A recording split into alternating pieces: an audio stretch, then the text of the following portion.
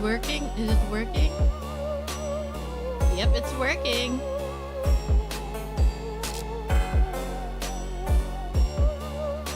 There we go. Alright. Let's begin. Okay.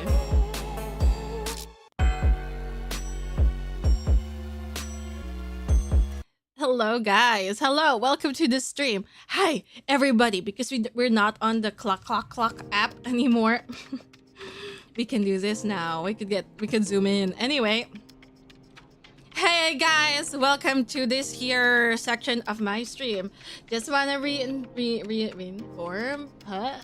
Just wanna tell everybody once again. Wow, pretty seamless relaunch, right? I'm awesome. Yes, so just want to inform everybody once again. We are currently streaming as a part of Southeast Asia Games Onward 2025, and we are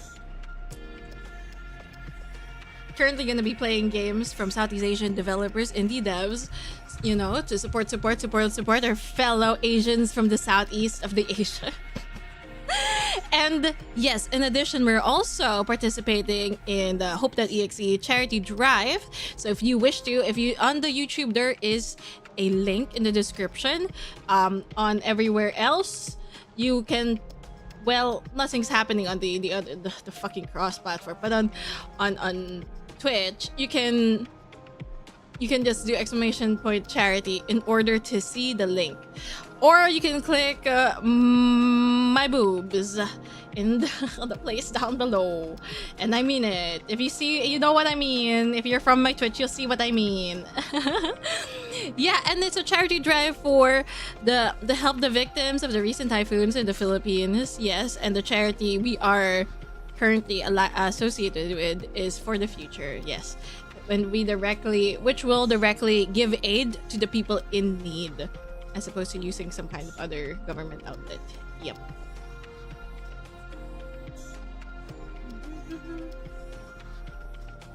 First Eldritch game and now fake game. What a treat. Have you ever heard of Third Eye Open? What does that mean? I mean, sort of. Isn't that when you can see ghosts? Anyway, I got some snackies. If you may know that I got some snackies. Or was that intentional? That was intentional, Doom. Because I sort of want to have my stream.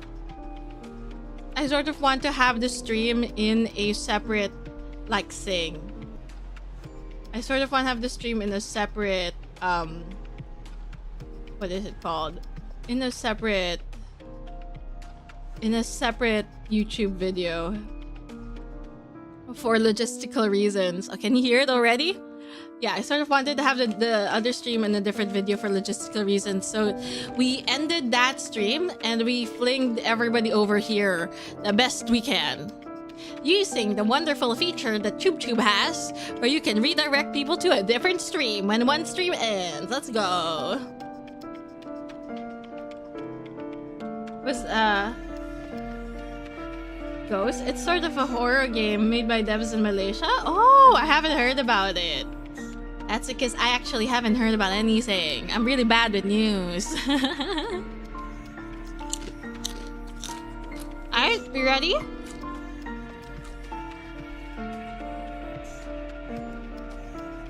Alright, we ready? I think the devs gave me... Wait, I need to check.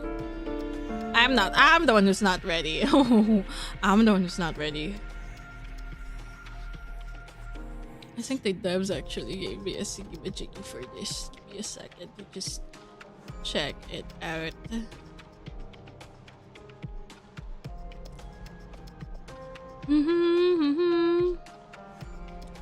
I can take a... Okay. Okie dokie. There we go.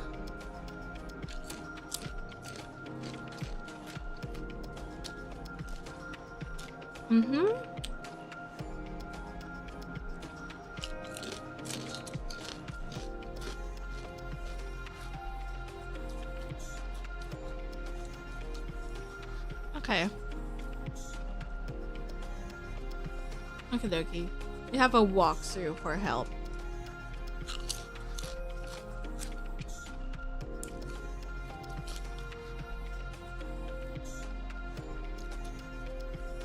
Okay, let's just go through this blind dish. And then I'll take... They recommended taking notes. They recommended taking notes, so I shall take notes, okay? I'll take one of my notepads. The title, should we change it? Yes. Can you change my title for me? Can you change my title for me? I may have fucked up. Okay. Okay, I can change the title. Don't worry about it. I is good. I is good at this. I am pro streamer. Oh, I fucked up. Oops. Go away. Go away. Fucked up. I am pro streamer, guys. Do you not know? You didn't get redirected. Oh no. Well, I don't know why that happens sometimes.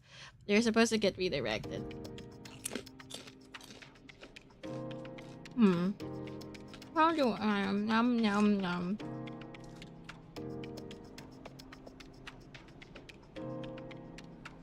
Still is.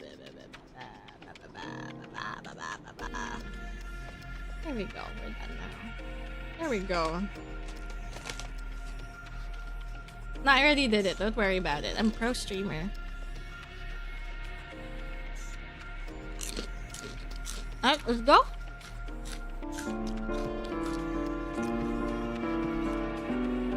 Sure, let's be Augustine.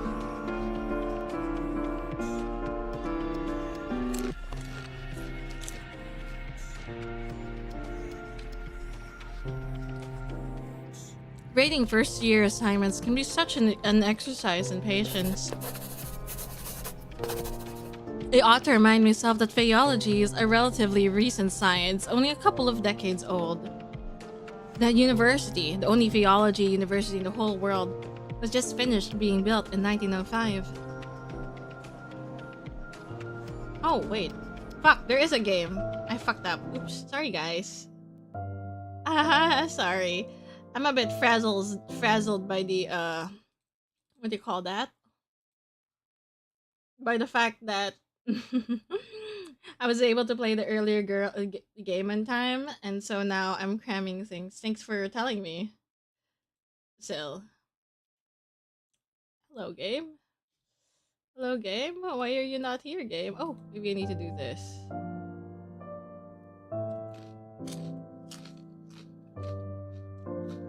There we are. And still barely acknowledged in the academic fields. More importantly, I got to keep in mind that children inherit their parents' prejudices and misconceptions. The human world is formed in its own notion of fairies. But alas, I find myself unable to suppress a big sigh every time I read references to poisoned apples, ushering princesses into eternal sleep.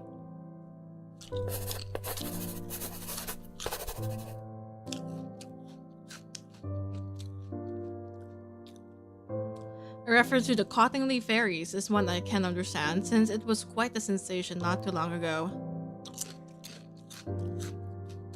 But it would be clear in the eyes of renowned philologists that the photographs are mere imitations.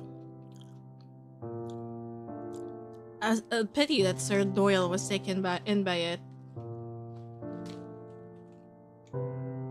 I got a productivity kick, cleaning up the stove, spot cleaned oven. Ooh, that's nice. Clean.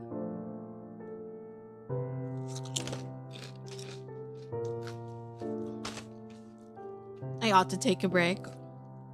Audiobook stream, woohoo. The grading sessions today has taken me quite a tangent. My beloved Oz. I suppose having a fairy companion does give one an advantage in identifying genuine fairies. Oh, look at that. He has a tiny face on his insect thing.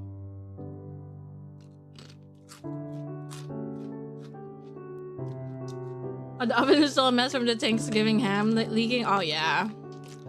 That would do it. I'd say a break is in order, wouldn't you, Oz? Oz responds through thrills that I've learned to interpret over the decades I've known them. He's so handsome. The Cottingley Fairies again? Yes, and the prince's eternal slumber due to poisoned apples. I don't care much for human princesses, but making poisoned apples is rather an easy feat. Shall I turn one of them into a toad in front of the whole class to show the Fae folk is capable of more than that? At the same time showing them that not all fairies are a friendly bunch. I can't help but chuckle at the thought of that. I can't believe some might just quit. I believe some might just quit that same day if you do that.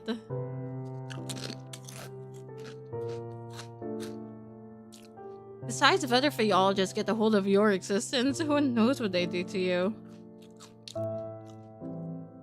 Chances are high that those people will try to pin you to a corkboard and vivisect you. I would never let that happen. I've always appreciated you pursuing Faeology to ensure that. This is the least I can do. We've known each other since I was 7. You've saved me countless of times since then. Well, you could have let me bleed to death when you found me. I would never. I can hear a delightful melody of chirps laced with a touch of whimsy, which made me feel just a tad fizzy. It seems like even the laugh of a fairy possesses some magical quality. While you're on break, isn't there something else on your agenda this afternoon? Right, Miss Hinkle's letter. Thanks for reminding me. I retrieved a letter from my patron from the desk drawer. I lean back in my chair and read the missive aloud to myself. Dear Augustine, how long are you going to keep me in suspense? Will you or will you not accompany me in this year's Louis Gala? You could do a lot worse than forgetting your boring books for a moment in favor of wheeling away an evening with champagne, canopies, and invigorating company. And then when I say invigorating, I am not speaking of those old sods with deep pockets ready to be exploited by way of funding grants for your research. Speaking, of course, of yours truly. Do write to me something before Saturday. I don't know if this is a man or woman. That's tomorrow's date, isn't it? Oh, I know. My delay in responding is entirely by design, I assure you. I'd hate to be getting the looks from the crowd like I'm a wet blanket.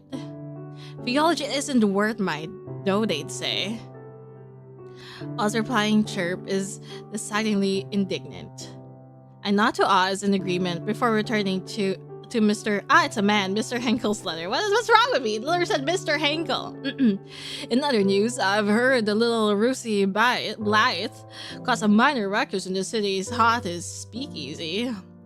If your old friend Detective Krause hadn't been in the area at the time as well, who knows what would have happened? I find myself rather perturbed at this revelation.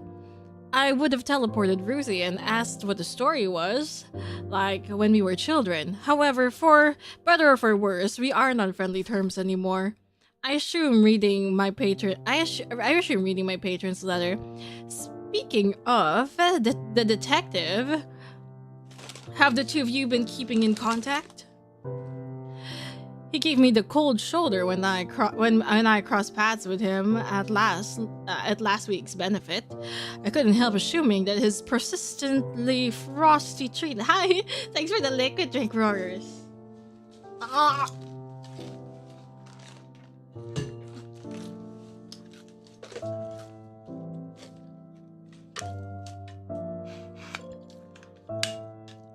Might have had something to do with you.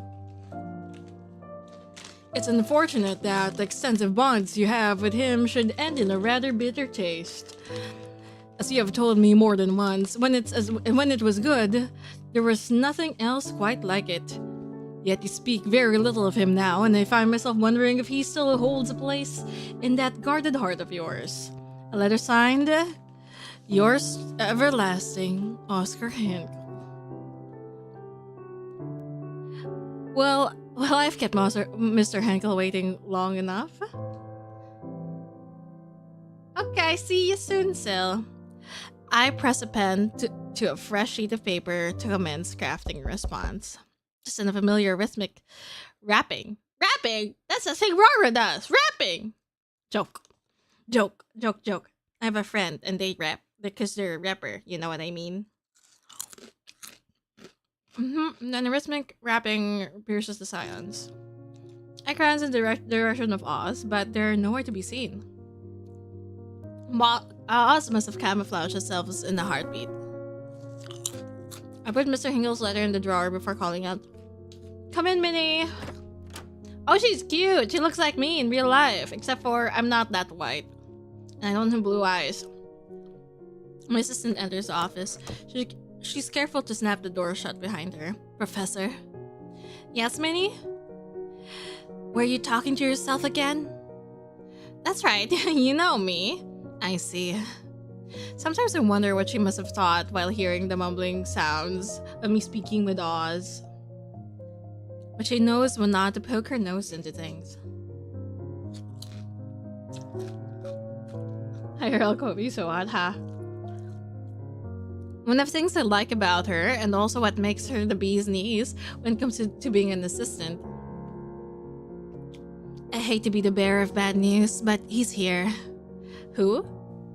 The police detective from the newspapers? Police detective? Even as I echo these two words, there's a sinking feeling in my stomach. You know the man who made you crumple the papers and toss them into the trash can? In the end, we had to stop our subscription for the dailies. Detective Theodore Cruz? Yeah, that's the one. Knowing CEO is here makes my world go momentarily off kilt. It's as if by the magic of the fairy tales I'm aligned. The ink in my patron's letter has manifested him into the reception area. Can you tell him I'm out delivering a lecture on the far side of campus or something? That depends. Is a lie like that going to deter this man? An astute question. She's truly wise beyond her years. Probably not. He'd happily traverse the entire campus just to torment me, I'm guessing. Alright, let him in. With a brisk nod, Minnie returns to the reception area. I barely have time for a steady rest before Theo barges in. Oh, hello, handsome. Okay. That's our assistant. This is a newsman. Ooh, hell yeah. He drops a box in my desk, right off the bat. What's this? Why is he in my office? Well, look who the cat dragged in. Not even a how do you do? What? Do niceties suddenly mean something to you? Wait, where did this voice fucking come from? Where did this voice fucking come from? What came out of my mouth? What is that? Who is that? Why does he have a British accent? What's happening? What does the faculty have a gym time? This guy is a news reporter. I guess it understands. He understands. I seem to recall you packing your bags and moving out without so much as a goodbye. There was no one to say goodbye to. Didn't you find out I left only a few days later? At least it made it easier for you. At least it made it easier to leave, didn't it? There's a tinge of hurt in his voice. I'm only able to pick up because we've lived together for several months. I hear the British. Well, it's American because I'm really bad at accents, but like there's a tinge of it. There's like a poof, like a sprinkle, and like where did that come from, bitch? Where did that come from? So my mouth struggles to catch the words hanging in the air. I feel like the piercing, icy silence creep in. But that's when the game goes. This my game was lol. I ought to break the silence before I freeze. What's in the box? It lets out a deep sigh and rather sounds like relief. Your things that somehow you didn't take with you when you left. Even the oddly crafted handkerchief you love so much. Oh well. That handkerchief was a gift from you. See the corner of his mouth twitch. He's lying. What should I do with this information? Reach out for the bell?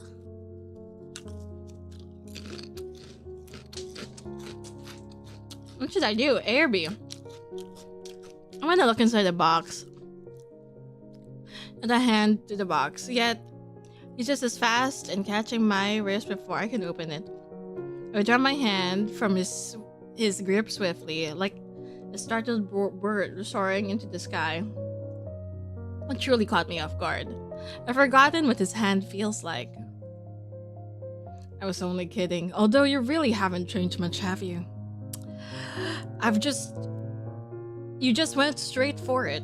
He sounds amused and slightly pleased, as if he just confirmed the accuracy of one of his deductions. Neither have you. I threw all of it away right after you vanished. He says with a subtle squint in his eye, another lying tale of his. I can't help but sigh at his antics. Oh, he's a tsundere, jeez. Of course you did. So what's really in the box? Wanna take a guess?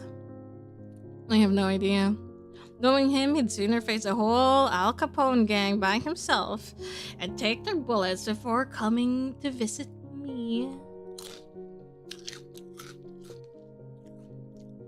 This must be way more important than our poignant history.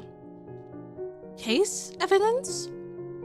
I've seen boxes like this one before, but never one quite so large.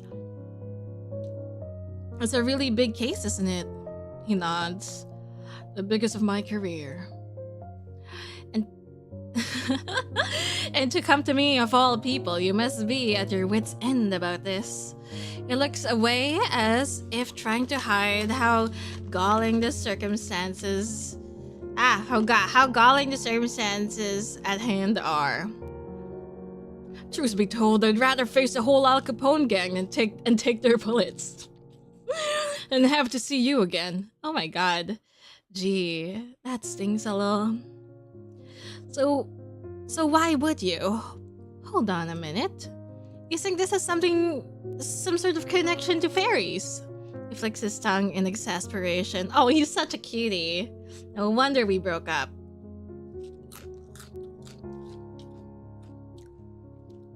Oh my, it seems like I hit the bullseye. We stopped talking about fairies at some point when we were still together. Those talks always led to a heated discussion.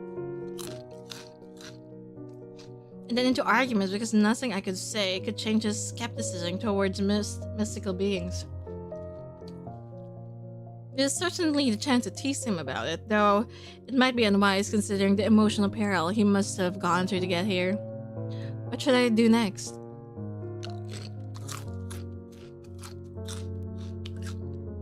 Ask more about his thoughts? I know this must be hard for you, but I can't help if you don't say anything. He sighs. You're right. As difficult as it is to admit, the things you've told me before about fairies and whatnot might have helped to make sense of this case. But I have to say, for the sake of my sanity, I still don't believe they exist. Fair enough. He appears pleasantly surprised by my answer, as though he was expecting quarrel right around the corner. Little he know, I've learned that it's moot to try to explain the otherworldly beings to him. So, what makes this case so significant? Why do you think it relates to fairies? And are you even allowed to tell me? I hear the sound of a chuckle under the breast like a bolt from the blue. For a brief moment, his gaze and mine seems to revert to how it used to be, until the seriousness returns to his face. First things first, since I'm leading the investigation, I do have some discretion on what details to divulge and to whom. I don't know if I said that right. I feel like I read the word wrong. That is, if the confidant can bring value to the investigation, and I've known you for the fact that you can be discreet. Still, I must ask your sworn secrecy on this matter. You got it. So tell me about the case. Why does it seem to be of paramount importance? It's a multiple murder case, potentially perpetrated by a single culprit. The victims are clearly middle-aged women residing north of the city. They're from old money families, the types that make regular appearances in high society events. I see, no wonder you're all tensed up. You're telling me. Chief took me off every other case and insisted I put all my time and effort into this. It's only a matter of time until the press catches wind and makes a circus out of everything. Circus of everything. And with some of the victims' particular manners of death. He pauses. This is where the fairies came in. He silently stares and sighs. I swear, I must be losing my mind. You've got this. Now he draws in a long, deep breath. 3 of the victims had a manner of death that the unit has never seen or heard of before. The strangest case is the one where the body seemingly hardened into bony tissue overnight. Her corpse almost looked like a carved wooden statue. I've heard of something like that before. Of course you have. I frown at him. Don't start now. He clears his throat. Without finding out what caused these deaths, more importantly, who did this, the press could spin the stories out of control. I don't want to imagine the look of victims' families' faces if and when the papers are making a rise of these poor women's deaths. Besides, what kind of depraved sick bastard goes around murdering women in such a way? The city's already running out on fumes. Crime's becoming more rampant day by day. By day by day. I expected there to be more by days, but it's just 2. So I fucked up the cadence of my talking. People shouldn't have to look over their shoulder every night. It's no way to live. Even as he lapses into silence, I say nothing. It's not just the city. The rise in crime is bleeding him dry, too.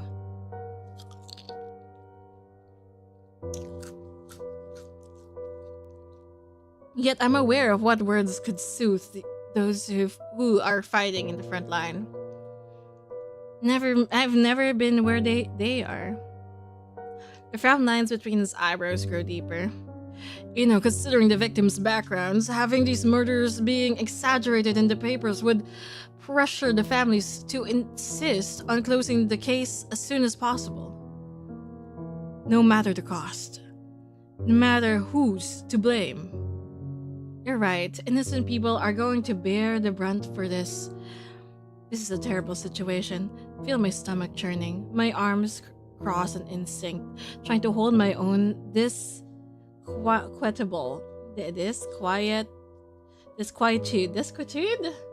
in place.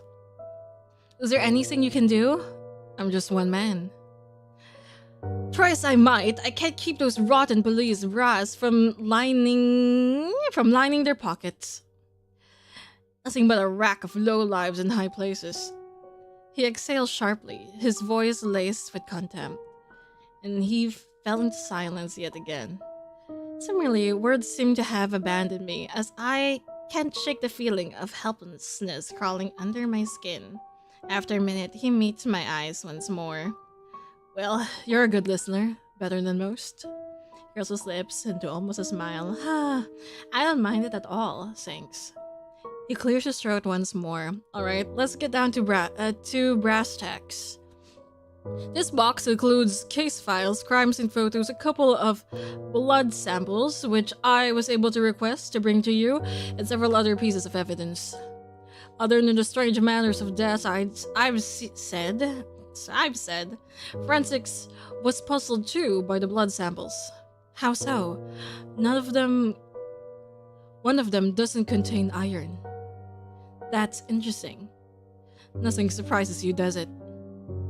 Well, about this particularity, I bring up something from my Fae books, but you'll always find a way to deny it.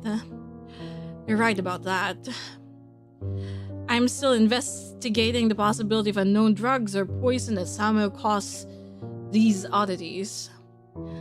But I'd be a fool to not go after my hunches and look into all possibilities.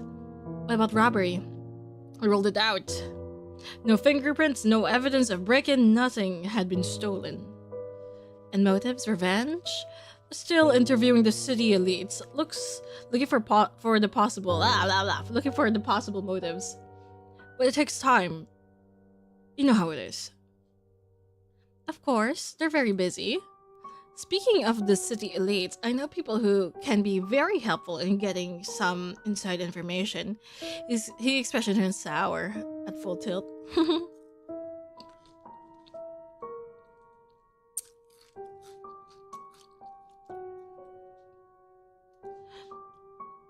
Who, that man? That man?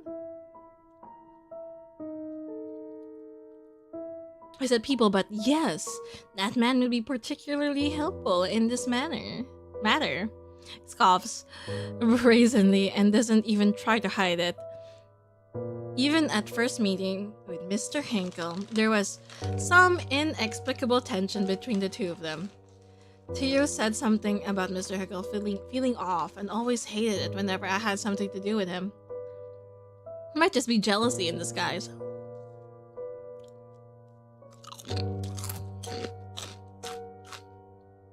Munch.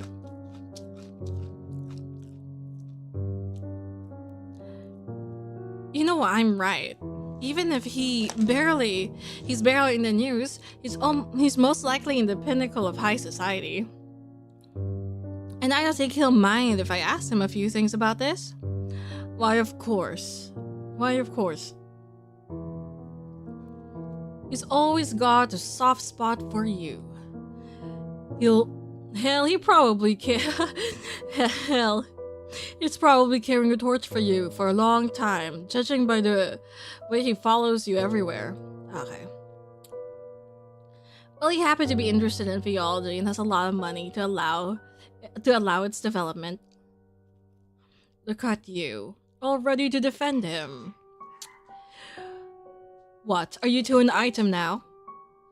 He might have steered this reunion right back to where we were months ago by bringing up Mr. Henkel. Love to voice Theodore.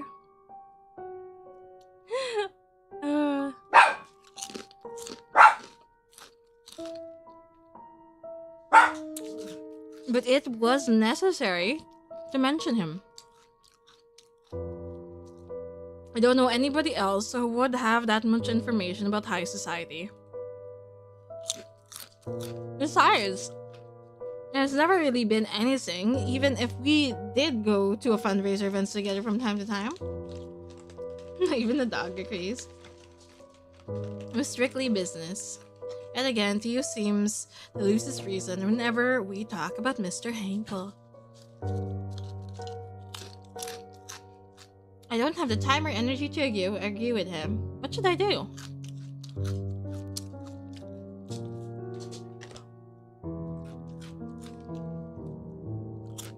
Hi, Cyclops Leader. Welcome to the stream.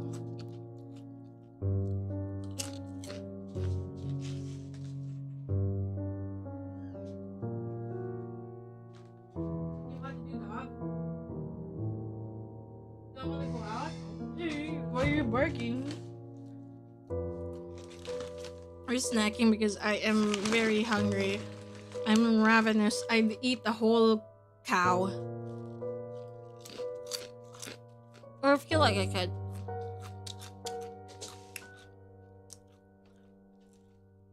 Explain the truth about the relationship with Mr. Henkel.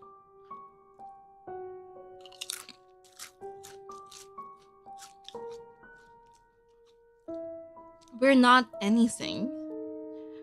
We go to fundraising events from time to time, but these are work. I've got to get money for my research from somewhere, you know? Relationship is strictly business. Gives me a dirty look. Sure, I believe you. No, he doesn't. Besides, what I do with him is none of your beeswax. His voice becomes even more irritated. That's right, none of my concern.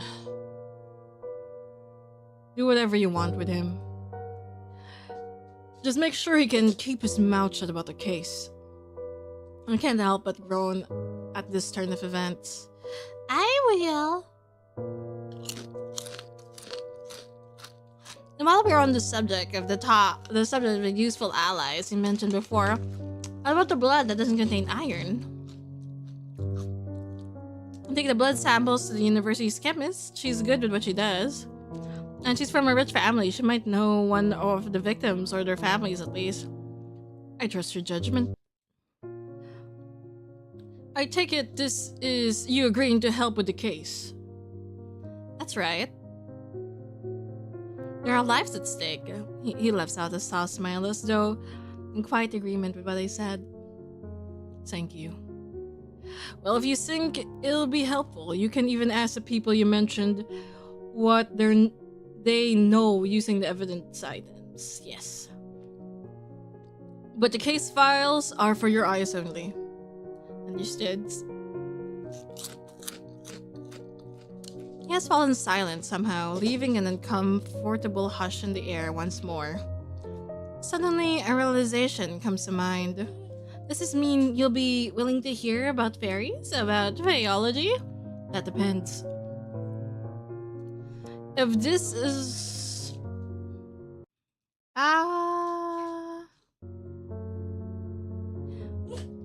shit. The ninjas murder, their motives. Okay, I fucked up. Supported by evidence, of course. I'm sticking with the idea that there's a logical explanation. An earthly one. For now. Fair enough. I'd wager that you know, we have approximately 24 hours to get some sort of answer. An answer that makes sense. I can feel the papers are close to getting the story. While you're investigating this lead, I look further into unusual drugs and poisons. How about it, Phaeologist? Do you dare take this challenge? Do I? Accept the challenge. Bring it on, detective.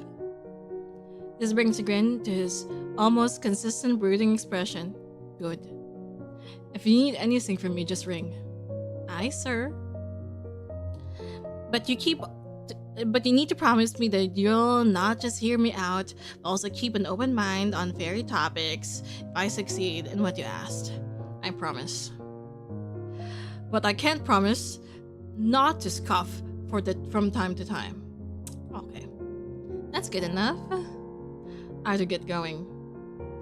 Maybe this will be an opportunity for you to increase theology's credibility in the eyes of the academics. Maybe. Seems like some detective has been following the tiny part of theology in the newspaper. Says you. The one who had to stop the daily paper subscription just because some detective kept getting the headlines. How dare you? Before I could finish, he had walked towards the door and opened it. Oh no! I'm munching. See you tomorrow at around the same time. That's what he says. Eat tomorrow. My face hurts. I'm both munching and talking at the same time. I hear the door closed. Hey! I exclaimed with a hint of frustration. Put the boob popcorn back, huh? It's not real popcorn I'm eating. It's fake popcorn. With some thought, I realized that he must have noticed the missing newspaper on my desk. And my assistant's reading papers was a part of my daily routine when we were together. I can only shake my head in disbelief. Hasn't changed much either.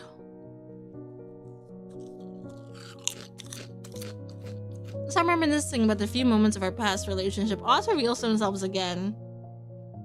Now that we're all done. That was quite the reunion. That was quite... I forgot how I made all sound.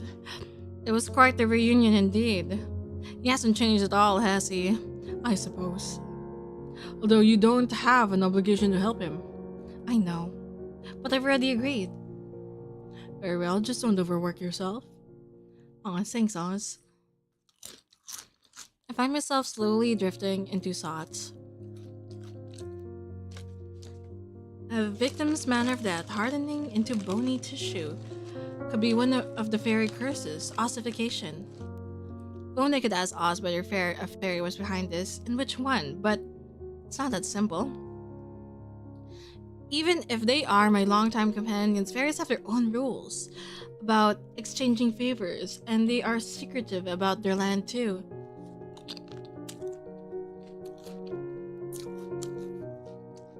A favor like that doesn't come cheap. At least I'm stocked up on milk and honey for small requests.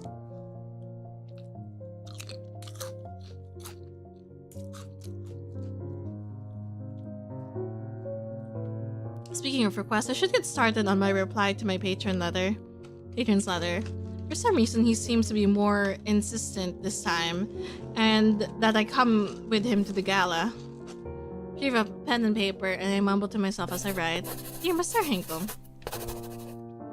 I hope your recent forays in high society have proven more fruitful than they have in... Should I be hyperbolic?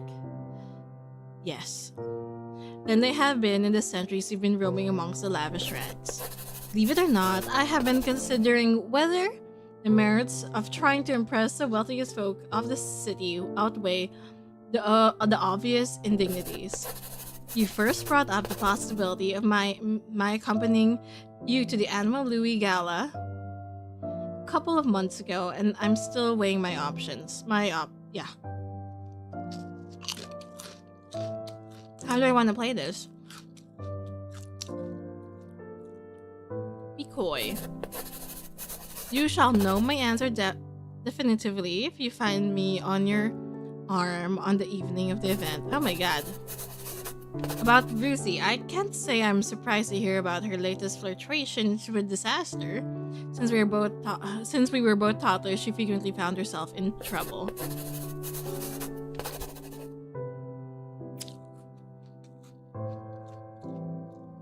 Her fiery personality certainly does not help her get out of quarrels.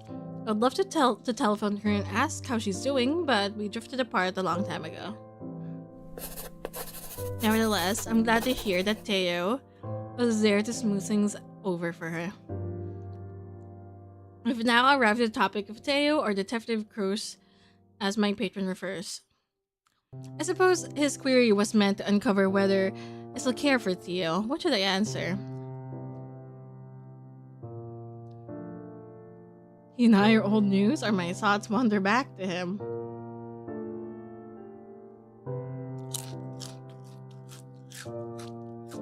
Sometimes my thoughts wander back to him. For Theo, I must be honest that sometimes my thoughts wander back to him. However, such thoughts are fleeting at best. I have not a single moment of regret over the decision to end it. Signing off, I seal the paper with wax. I then turn towards my trusted Fae. Ask, can I please trouble you with something? You want me to deliver the letter to your patron, don't you?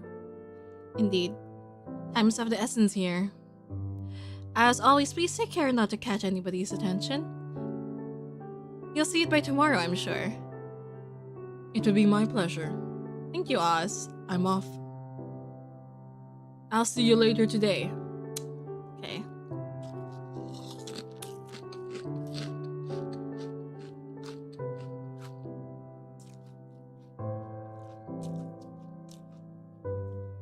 I watch as Oz flits out of the office window and vanishes. Once the Fae is gone, I call my assistant to my office. Yes, Professor? Hold on 1 second. I trifle through the contents of the box. Carefully, I checked the blood samples that Tia mentioned. They appear to be stored in test tubes. Would you mind asking Dr. Rafer to analyze these blood samples? I'll do that, sure. As I handed samples to her, I noticed she looks like she wants to say something.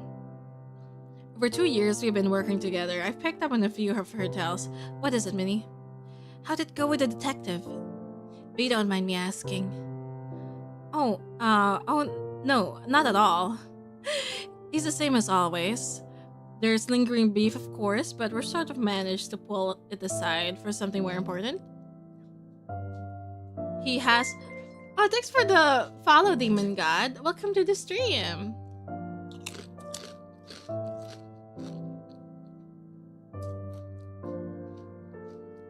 Sorry, I ate the chip.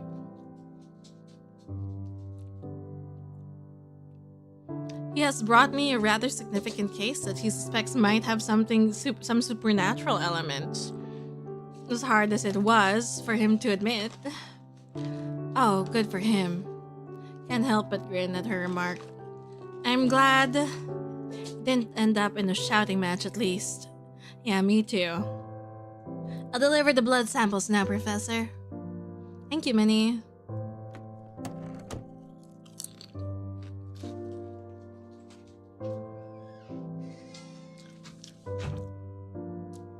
Minnie hurries out. I'm alone in my office again. Whoops! What's up? Hi, we're okay. Hello. We are currently streaming Lesson FAEOLOgy as a part of the Southeast Asia Games Honor 2025, almost at 2015, which is so yeah, this entire month we are gonna be showcasing games from indie devs from Southeast Asia. Also, we're currently doing a charity event for Hope.exe, which is the name of the event. And the charity we're working with is For the Future, and we are trying to earn some money to help victims of the most recent natural disasters in the Philippines, which is the 2 typhoons, which are quite devastating. Yeah, that's what's happening. Minnie hurries out. I'm alone in my office again. Remembering the conversation about the case is suddenly engulfed by an unexplainable eerie feeling. I should start investigating this right away.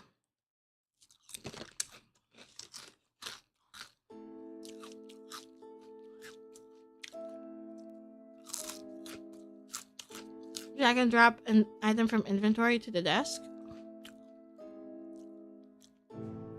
Take an item in the records to the present icon to open the inspector and read the insights you've gathered.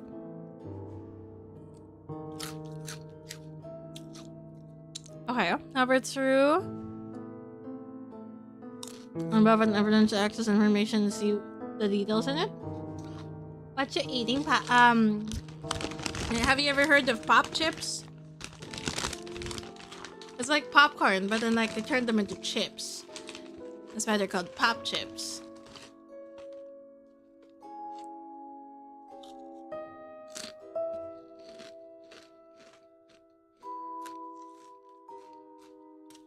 But before I continue, I should finish eating this chip. Yeah, like that. Like to see invisible things? The encyclopedia gain additional information. There's a button at the end to end the investigation. Should I use the guide? Hate pop chips, BBQ, but I like original. You know what my favorite pop chips was? They don't make it anymore. I really like jalapeno. The jalapeno cheese one, but it doesn't exist.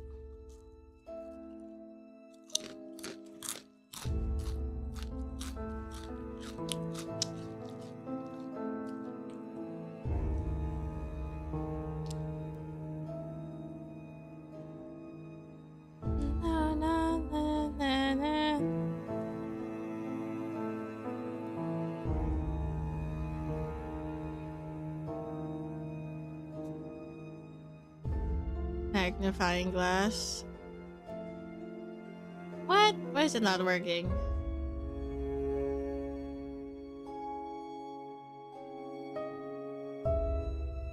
Oh, we have to drag it.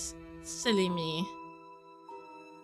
This is just a normal item, isn't it? This is the best chip flavor on my brand. For my brand, yeah. I have tacky kettle chips, habanero. What's that?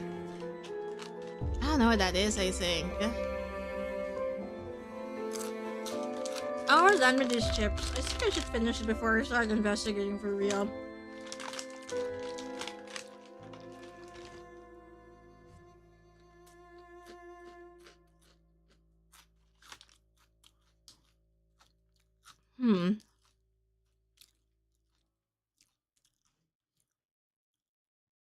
Okay. I'm gonna throw an item over to the desk.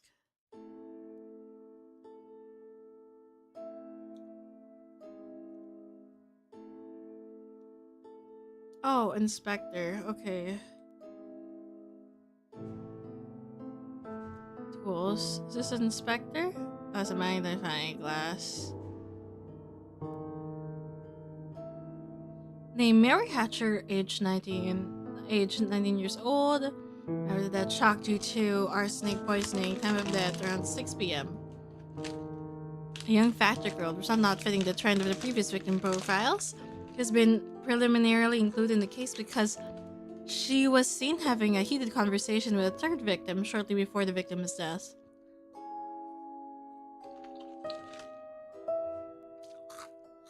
A potato chip?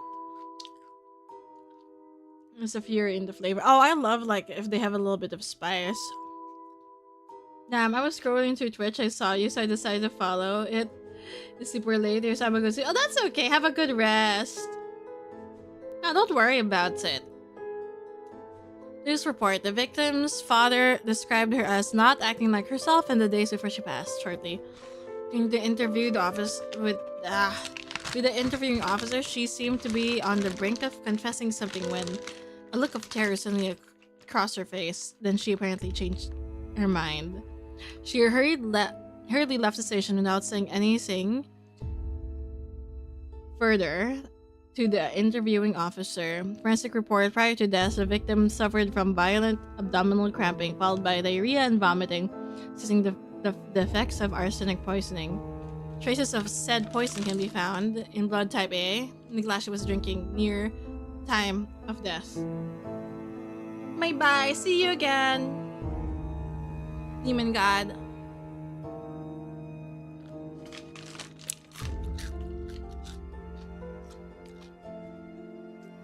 Blood is normal, like human blood. Okay, what this one? Where's a magnifying glass? Where'd it go? Help? Oh, there it is. Name Edina Niblet. 64 years old. Died by gnawing her own fingers down to the bone. Now then around 10 a.m. An affluent middle-aged woman in the city, a friend of the victim, reported that she visited the victim's residence to drop off an invitation shortly prior to the victim's death. A friend who wanted to check on the victim's well-being. She had allegedly been acting strangely at the party that night before. To the friend, she witnessed an emotionally charged conversation with the victim and the factory. However, I think much of the interaction at the time. At this crime scene, the invitation card dropped off the friend and closed the victim's evidence. No traces or drugs, poisons, blood type unknown. As the case is underway, blood contains no iron. Sir, the victim's crimes in the fingers of the corpse have never like this. There's a strange thing about her fingers. Yeah, she gnawed them off. That's how she died. Decision crime scene, poor girl. Okay.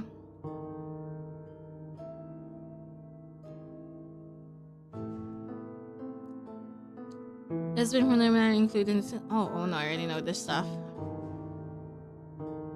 Okay.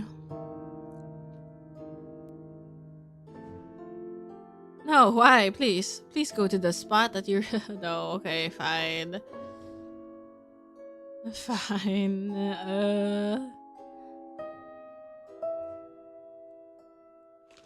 Okay. Oh my. This seems to be the second victim's crime scene.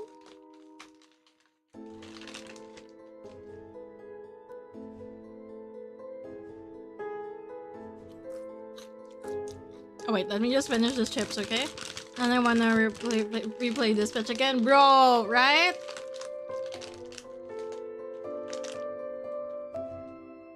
But like, you know how it is, right? It's never the same the second time around. I just want the second dispatch, to be fair. I want another dispatch. I want them to make more dispatch, you know what I mean?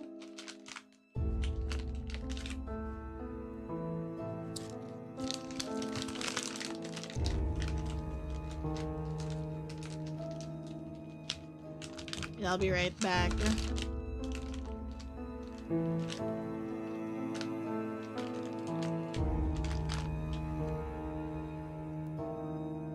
Just turn crash, I'll be right back.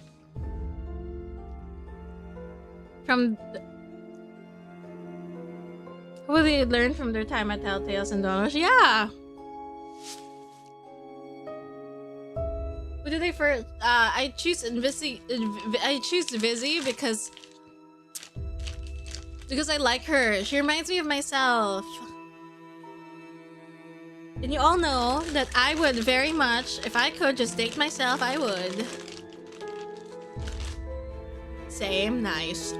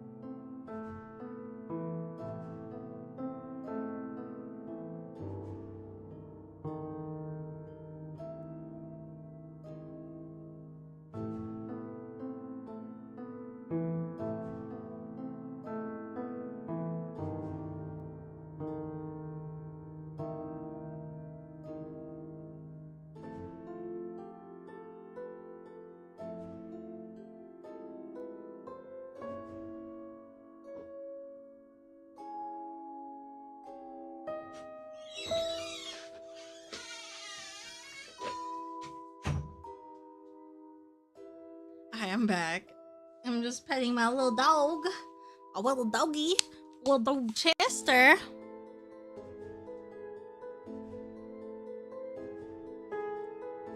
Maybe just stuck in your head now. You probably didn't hear the licensing. Oh! This seems to be the second victim's crime scene. A complexion, it's not quite pale. It's quite a pale hue of death, but far paler than should be possible. Almost drained of color. Something's odd with her fingers.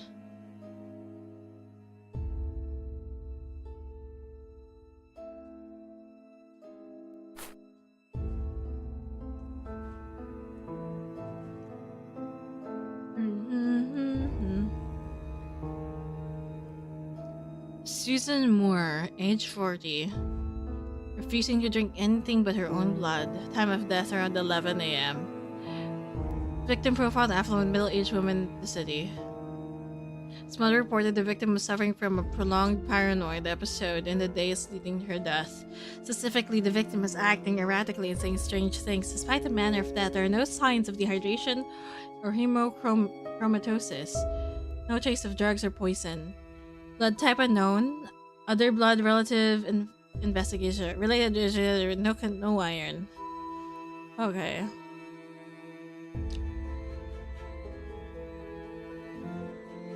wonder if we could do this. Whoop! This not work.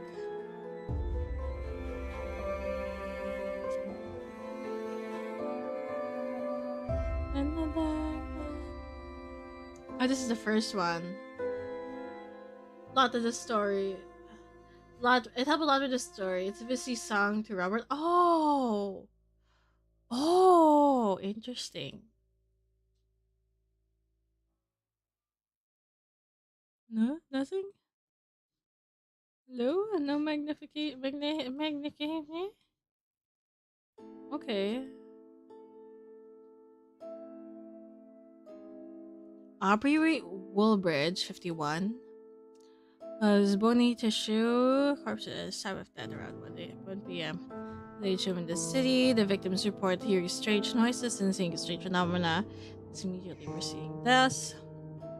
The victim's strange behavior involved in occult matters. No traces of drugs poisoning. Woolbridge. That sounds familiar.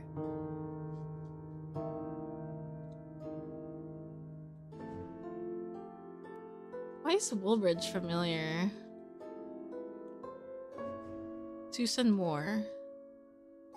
Edna. Mary Hatcher.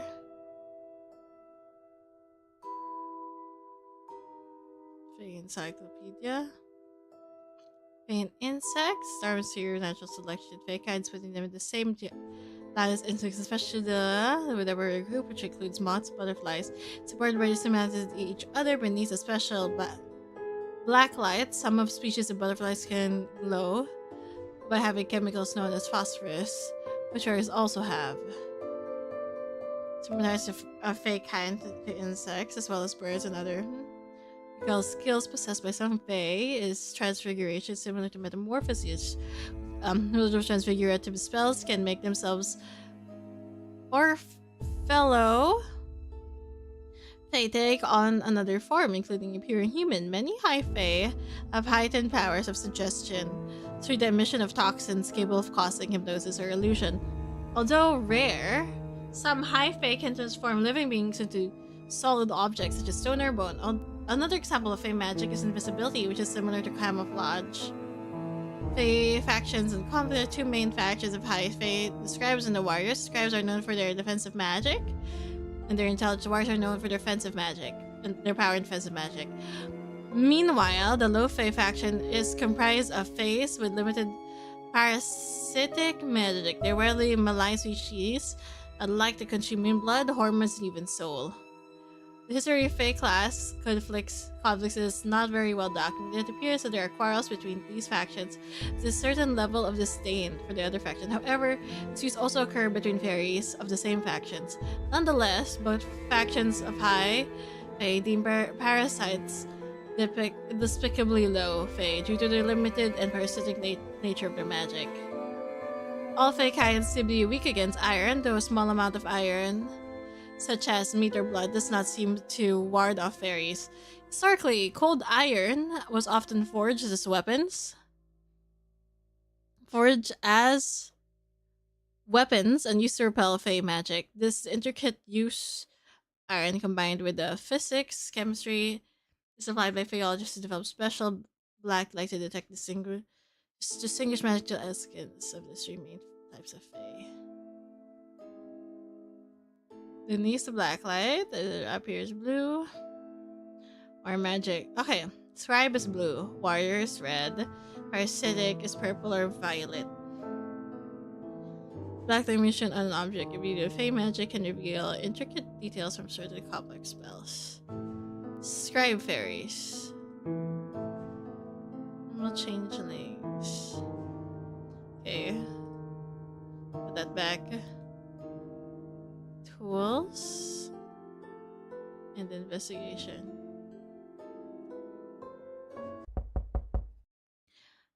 A knock on the door makes me glance up from my desk. I realize the sun has set while I've been absorbed in the investigation. Come in. My assistant enters office. Dr. Rayford has arrived to drop off the blood samples. She wants to talk to you. Already? Yes, she's just out the door. I must say I'm pleased, pleasantly surprised at her work speed. Alright, send her in. Vinny nods. Alright, send her in. Ah, shit. Return to the reception area.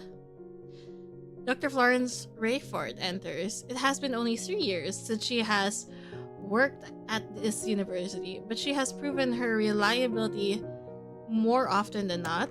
Good evening, Professor. Good evening, Doctor. Dr. Rayford hands over the blood samples. She also gives her lab report. Here you go. Thank you. So what have you found? The most peculiar thing is that there is no iron in one of the blood samples. Say, is this fairy related? Her question prompts me to ask myself, to what extent of the case can I divulge to her? You said I may ask the patron of her for information using some of the evidence. Although she has knowledge of fairies and their curses, can she handle seeing crime scene photographs? This is exciting. Are you working for the police? Does this mean that we'll get better credibility in the eyes of the public? Oh my, we're going to be in the newspaper, aren't we? And not on the usual corner spots too. Oh, I can hardly contain myself. It appears she looks to my silences, yes. It's good that she's excited about the possibility of advances in FAEOLOgy, but her cheerful disposition can sometimes be rather overstimulating. As if on cue, a knock on the door arrived to spare me. The specific sound is familiar, more familiar than my assistant's knocks. Oscar. Special delivery? Mr. Henkel's hands are empty. Augustine, that's me. And what, pray, might you be bringing for me? Is it you? Are you the special delivery, Mr. Henkel?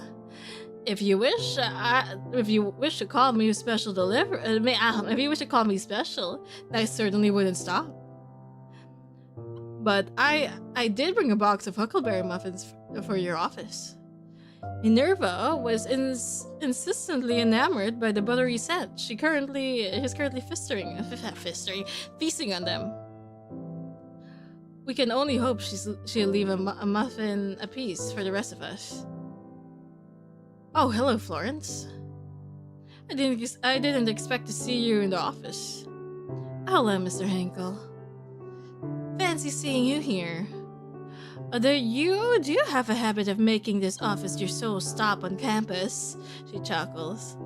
That's just because this is where all my money went. A well-spent investment nonetheless. He makes a retort at Dr. Rayford, but shows a subtle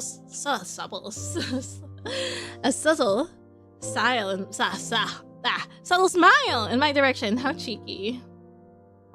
So, Florence, what's been occupying your time as of late? She looks at me briefly, possibly wondering whether she should tell him about what she just did for me. The usual matters, I suppose. I tried asking your father about you at the last soiree. However, he confessed he didn't have the faintest idea. You must tell me more about your chemical research one of these days. The colorful pursuits of young academics thrill me to no end. You know, I can't share all that much, Mr. Henkel. Unless, of course, you find yourself in the position to become the chemistry department's benefactor, then all their secrets are yours. A more playful giggle escapes her lips this time. I'm afraid I'm tapped out, financially speaking. Oh, I'm not buying that one. Not for a second. He's selling fibs, isn't he, Professor? Well, now I certainly don't want to get in the middle of the money talk of the rich. I wish I had that information, Doctor.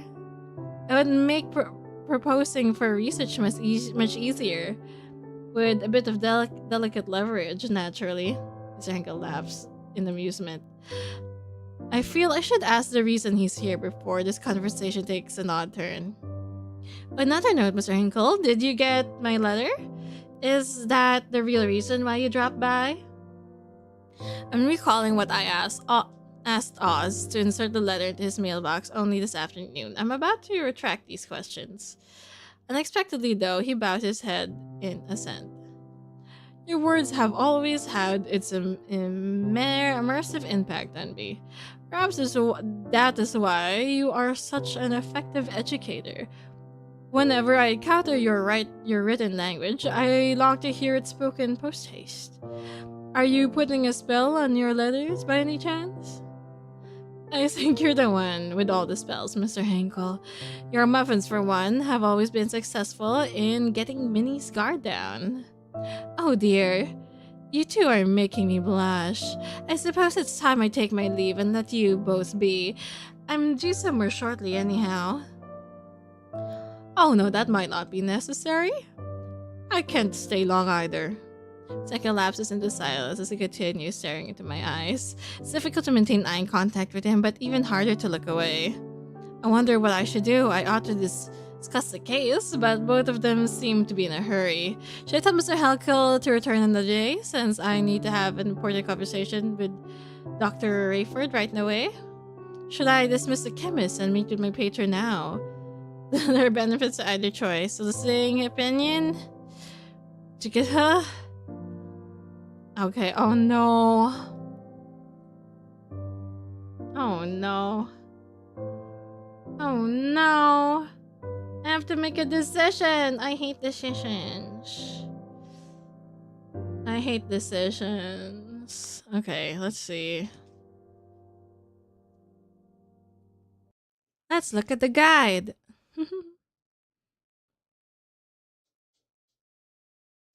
Mm-hmm. Mm-hmm.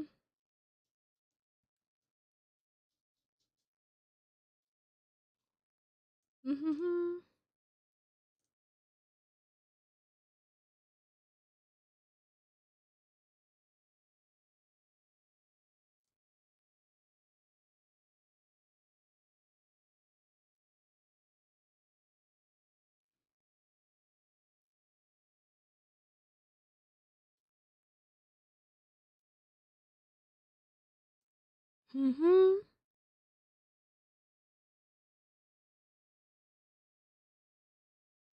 Okay. Okay.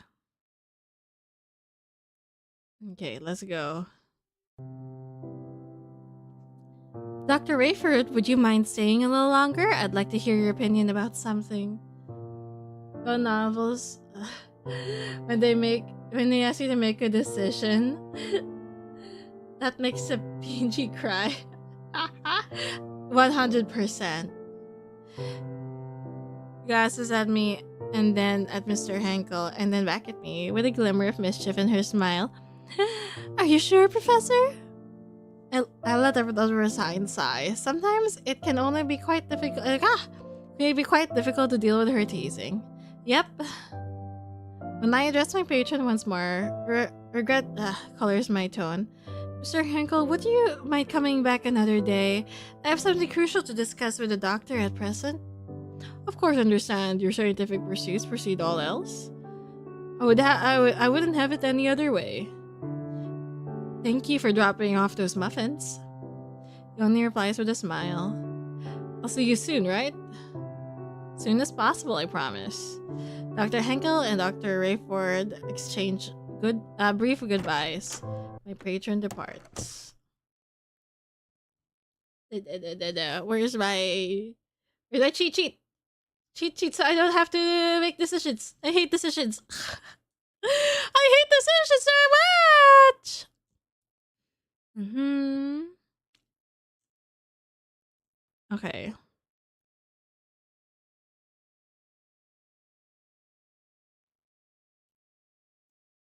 Okay. Hello, Amjad. Hello. Doctor, I might need your further assistance regarding blood samples. And also something more pressing. So it's true, you're working with the police. I suppose Detective Cruz consulted me this morning about an ongoing criminal case. Oh, do I sense an old flame flickering back to life? Your eyes are your eyes are tricking you, doctor. It has been ashes for a long time now, and nothing has changed. There's a hint of disbelief in her eyes, and I don't indulge in her playful teasing as there is more important matters at hand. I clear my throat. So I would also like to ask you for information, as you may be acquainted with some of the victims of their friends and families. All right. I'll be happy to answer any question you may have. Fuck, I fucked up. I'm adequate at keeping secrets. You need not worry. The samples I analyze are part of evidence in this case, right? That's right. Let us begin. Tell her the fundamental facts of the case while she listens silently for a while. When I finish my summation, she has only one word to say to me. Interesting.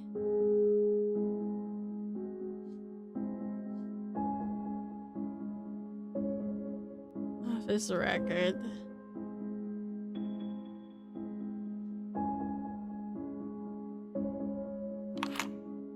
I've never seen this kind of coin before. Is it rare?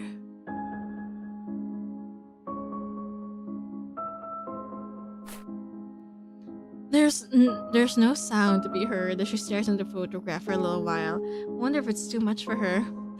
Is this Mrs. Woodbridge? Woodridge? Woodridge? It's a little difficult to recognize her because of, well, she speaks her usual sunny lilt, which is quite surprising. I guess she got a strong stomach. Yes, you're correct. What do you know of her? Everyone knows her and her family. That's pretty sure. They're one of the richest in the city, the elites of elites. According to their circle, consists of only a very selected people, such as your patron, I'd imagine. Oh, and their family likes to host charity events. Did you ever know her to dabble in occult matters? Unfortunately, what I told you previously is all I know about her. If she did dabble, do you think maybe her manner of death is a result of occult matters? It's certainly a possibility. Here you go, here's another one. Oh yes, I know her, although I can't seem to recall her name. Miss Niblet. Oh, that's right. I saw her quite often at the auction, only going for rare coins. As usual, the winning bid was hers. I wonder if some of those coins carried some sort of a curse, since they came from God knows where. Miss Moore. Uh-huh. We met once or twice at a clothing store and exchanged a few pleasantries. Occasionally, I would see her and her husband at various dinner parties as well. They're a lovely couple. Do you happen to know this girl? Unfortunately, no, I don't know her. It's surprising that she seems rather unfazed by quite the gruesome photo. I wonder if she had seen worse deaths used by chemicals. Though even if I had seen worse, I doubt I would muster such cheer. I never realized this particular side of her. She's a so-called killer. It's a family photograph of the Woodbridges. Ah yes, it was ever in the papers when her father married the famous and one of the most beautiful socialites. And the other man here is Mrs. Woodbridge's stepbrother. Do you know anything about these people? Aside from being fabulously wealthy and well-known, not particularly. This is Mrs. Moore and her family. Could you tell me what you know of them? Well, I've heard that Mrs. Moore's biological parents passed away. She was adopted by her parents' trusted employees. From whom she receives a lot of love. These employees couldn't have children, you see. Her biological parents left her substantial inheritance, which she received when she came of age. When she was married out of love to a wealthy entrepreneur, they were hand in hand wherever they went. It's a sad thing. Her luck seemed to slip away just when she needed it most. Dr. Rayford seems to know a lot about Mrs. Moore than she let off earlier. While she sounds quite sympathetic, I can somehow sense a hint of jealousy in her voice. Here.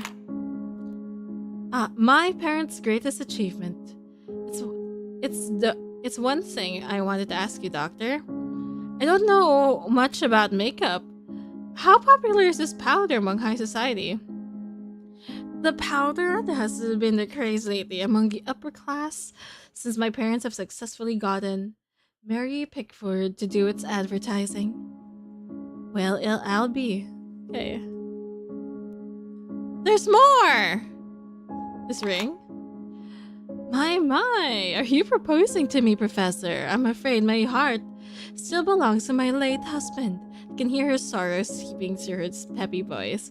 Quietly, I slipped the ring back into the box. I've done my best to put all the details here, although I might have missed something regarding the curious blood sample. This is tomorrow's gala. I'll not be going there since the opera is playing. I didn't know you were into opera, Doctor. My late husband and I used to go there for one of our date nights. She said, the sadness leaks through her eyes, even though her smile stays bright. I had the faintest she'd been married before. Speaking of which, I spotted Detective Cruz at the Met during last month's performance. He appeared to be enjoying opera, accompanied by an attractive tall blonde woman. It was quite the unexpected sight. I never took him for an admirer of opera. Well, that's a new one for me. Okay. I guess the most intriguing piece of evidence. It's weird, isn't it, that it doesn't contain any iron at all, even though it looks like human blood. Not to mention the high percentage of phosphorus. Would you let me know if it ended up being a fairy after all? Only if I'm allowed. Are there any insights into chemistry as to why there would be no iron? Sadly, no. I'm just puzzled myself. There are traces of arsenic in this blood sample. Yes, that was reported by the forensic team too. One wonders who could have done such a thing to the poor girl. Actually, chemists do sell arsenic to common people to make their own weed killer and rat poison. I haven't done that in some time. Not since a university contract. But I'm sure the detective has asked his henchmen to purchase records from the chemists all over the city, don't you think? We're done. An interview. Motivation you didn't need? Confirm. I believe I have enough information for now. Okay. You mentioned you had a prior arrangement, so I won't keep you any longer. Thank you for your time. Yahoo! It's no problem. Don't hesitate to reach out if you require anything else. I give her a brief nod. He departs from my office. I'm alone again, but not for long. The student pops into the office. Professor, I'm heading home soon. Is there anything else I can do to help? No, I'll be perfectly fine. I think I'll stay and work a bit longer. Okay, see you tomorrow, Professor. Have a safe trip home. Yeah.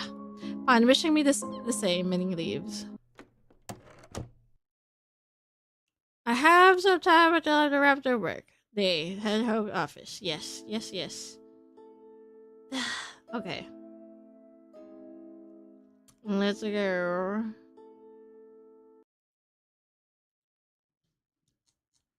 Let's go.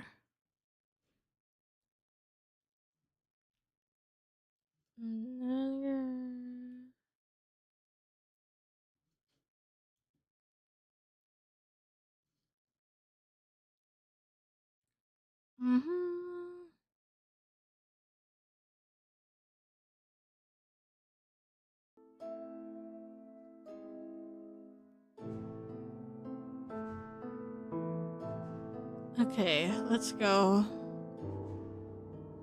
Where is it? Record? Alright, let's go one by one. Oh, maybe we should just keep this thing out.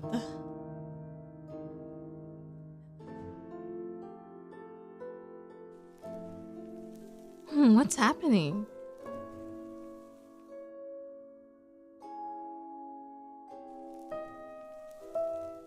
Yeesh!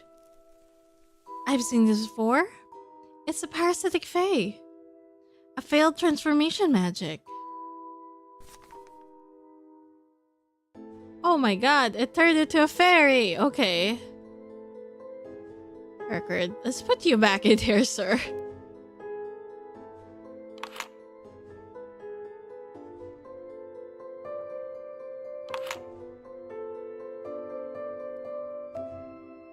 Absolutely nothing. Hmm?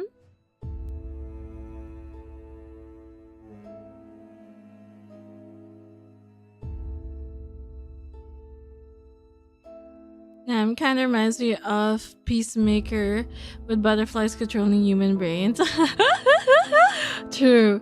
I love that series. That was a good series. It's got purple. Oh, this one. Louis Gala.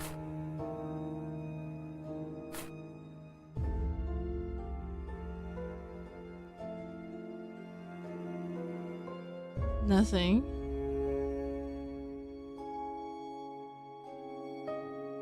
Fairy?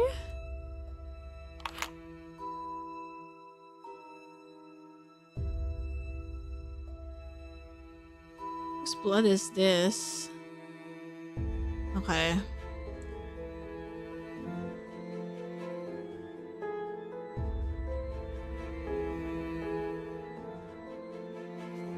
Somewhere most insects don't have iron in their blood. Arsenic, huh?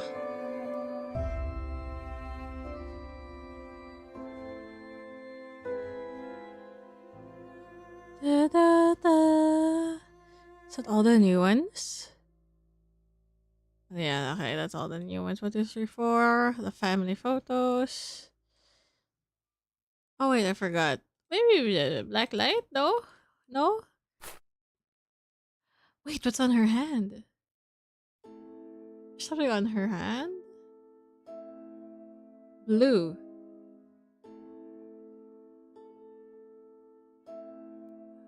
Blue? I saw something on their hands. Hmm.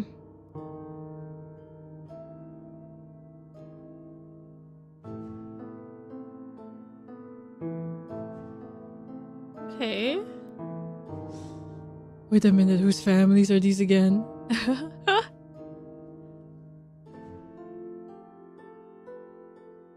Oh, dear, I forgot. Man in dark suit seems to be the husband of the victim. Oh, no, the pearls. In-laws, which means the two are victims' adoptive parents. Oh, that's the...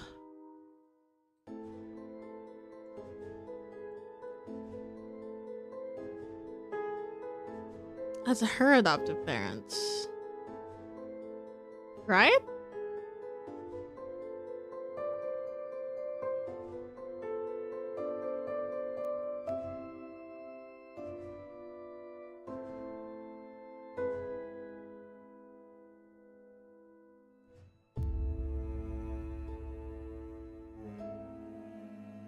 Okay.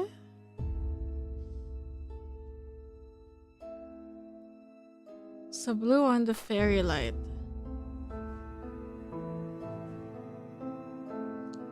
Okay. I think that's it, right? There's... Ooh, what's this?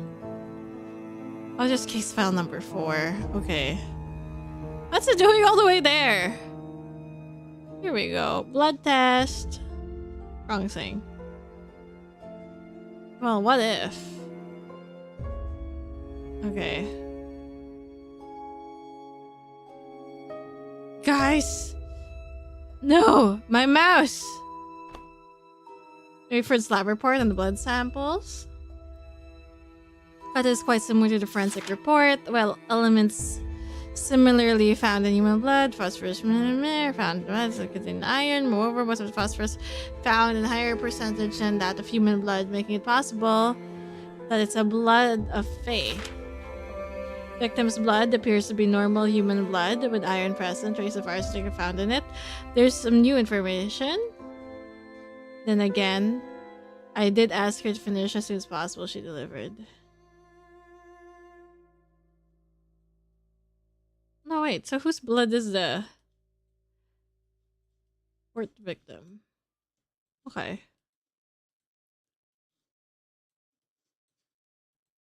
Help. Just end the investigation. Very good, right? I fucking did fuck up. Help. It's the next afternoon. I should be grading assignments or reviewing the lecture I'm going to deliver come Monday or do anything productive in the realm of professional duties. Instead, I find my attention straying more and more towards the office door. I voiced my frustration to good old Oz. Theo will probably arrive at any moment. I can't stop wondering whether my explanation will be enough for him. In the past, no sort of explanation ever seemed to please him when it came to fairies. And why should I do so now? My voice cracks with concern.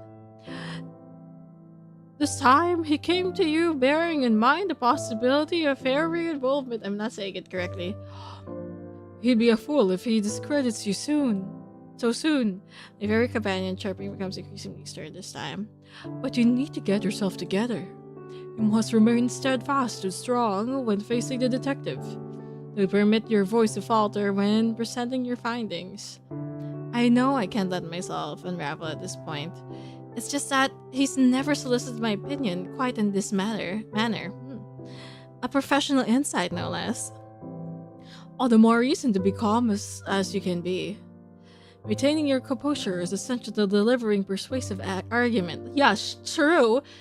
But like, that's why life sucks anyway. But no matter what happens, at least you know you tried. At the end of the day, he's the one who needs to solve the case. You're right, of course you are. Not a detective, I'm simply a professor sharing my perspective.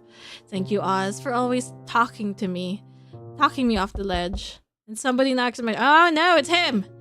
That's my cue to sail past your window sledge. Best of luck! Love sucks and then you die. Yeah, true. You know what sucks more about life? Is that people tend to see the negatives and to remember the negatives over the positives. So there's no way it would not just generally suck when you think about it. You need to hard try to think about the positives, but you don't need to hard try to think about the negatives unless you're like some kind of a psycho. I whispered to her goodbye to my fairy friend. I'll see you tonight, Oz.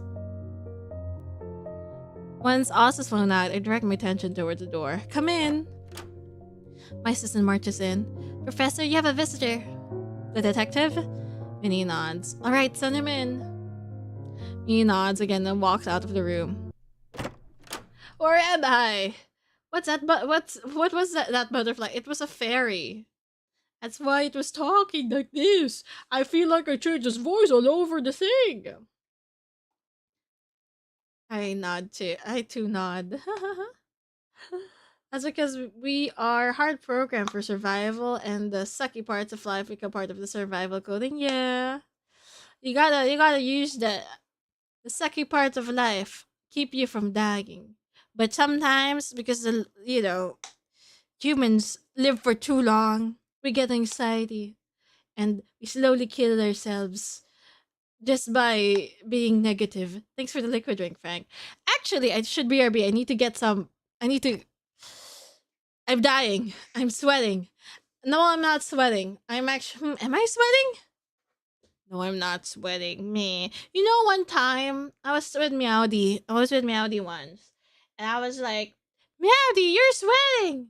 You're sweating, Meowdy. You're sweating. Why are you sweating? There's an air conditioner and everything. Why are you sweating?" Then Meowdy was like, "What do you mean? I'm not sweating." I made him touch like this part of his body that I said was sweating. See, you're sweating, Meowdy. You're sweating. And he was like, "I'm not sweating." Then I was like, "But Meowdy, that's how it feels like when I sweat." And Meowdy was all like, "No, that's because you're not sweating."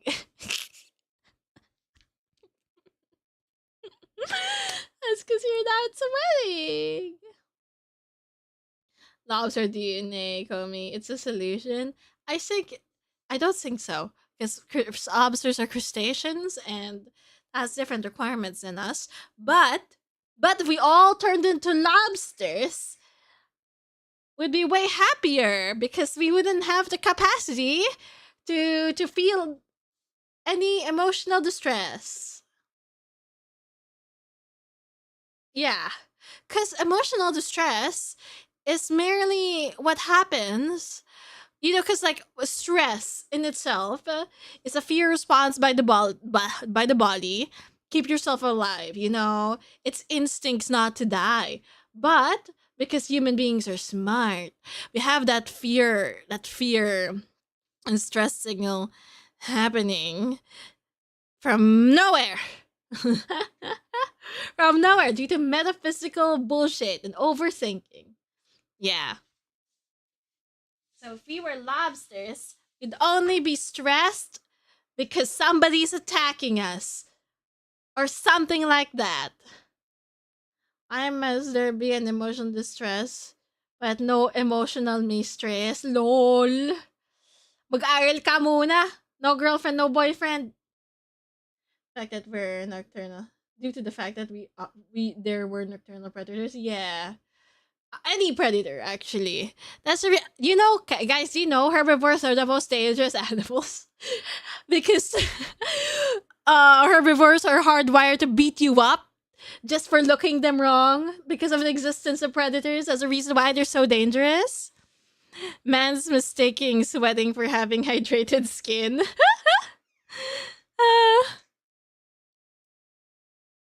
And it was pre-programmed for us to stress. Right, at night. Yes, you can pay a mountain of money for it for a therapist. Ah, yes, a therapist. Oh my god. What's the silly thing about therapists? So therapists is that no matter how much you pay them, if you don't work with them, you get nowhere and you just waste money. Therapist. I don't want a therapist. We could all be crabs. We should all turn into crabs. It is crab walking to the ocean. Crabs of a happy life. I think human life is too long. That's why we've become complicated. I felt like evolution takes a long time. And human beings have developed technology faster than our bodies can adapt to technology. So, yeah. So, yeah, that's why we live such terrible lives. We developed AI. Our brains are not adapted to live with AI. So people are currently having AI psychosis. Guys, you guys know about AI psychosis? That's what happens when people hallucinate real events because they keep talking to AI chatbots, and the chatbot's telling them this happened, but that's not real because they're a fucking chatbot that takes data from everywhere and distills it. But then they're a fucking chatbot and they have zero context. I don't know what they're talking about. Sometimes when they don't know what to say, they make things up, and so they get AI psychosis. Where folks are believing that AI are real, it's all over. It's usually, if you can see it in social media, not to mention the most obvious part is that when you see people and they're always ask AI for stuff about work, they're like, "Dear AI, what should I do with work today? How should I do this? Dear AI, write me a letter." And stuff like that. But it's like, it's really bad. It's really bad. It's really bad for our brains.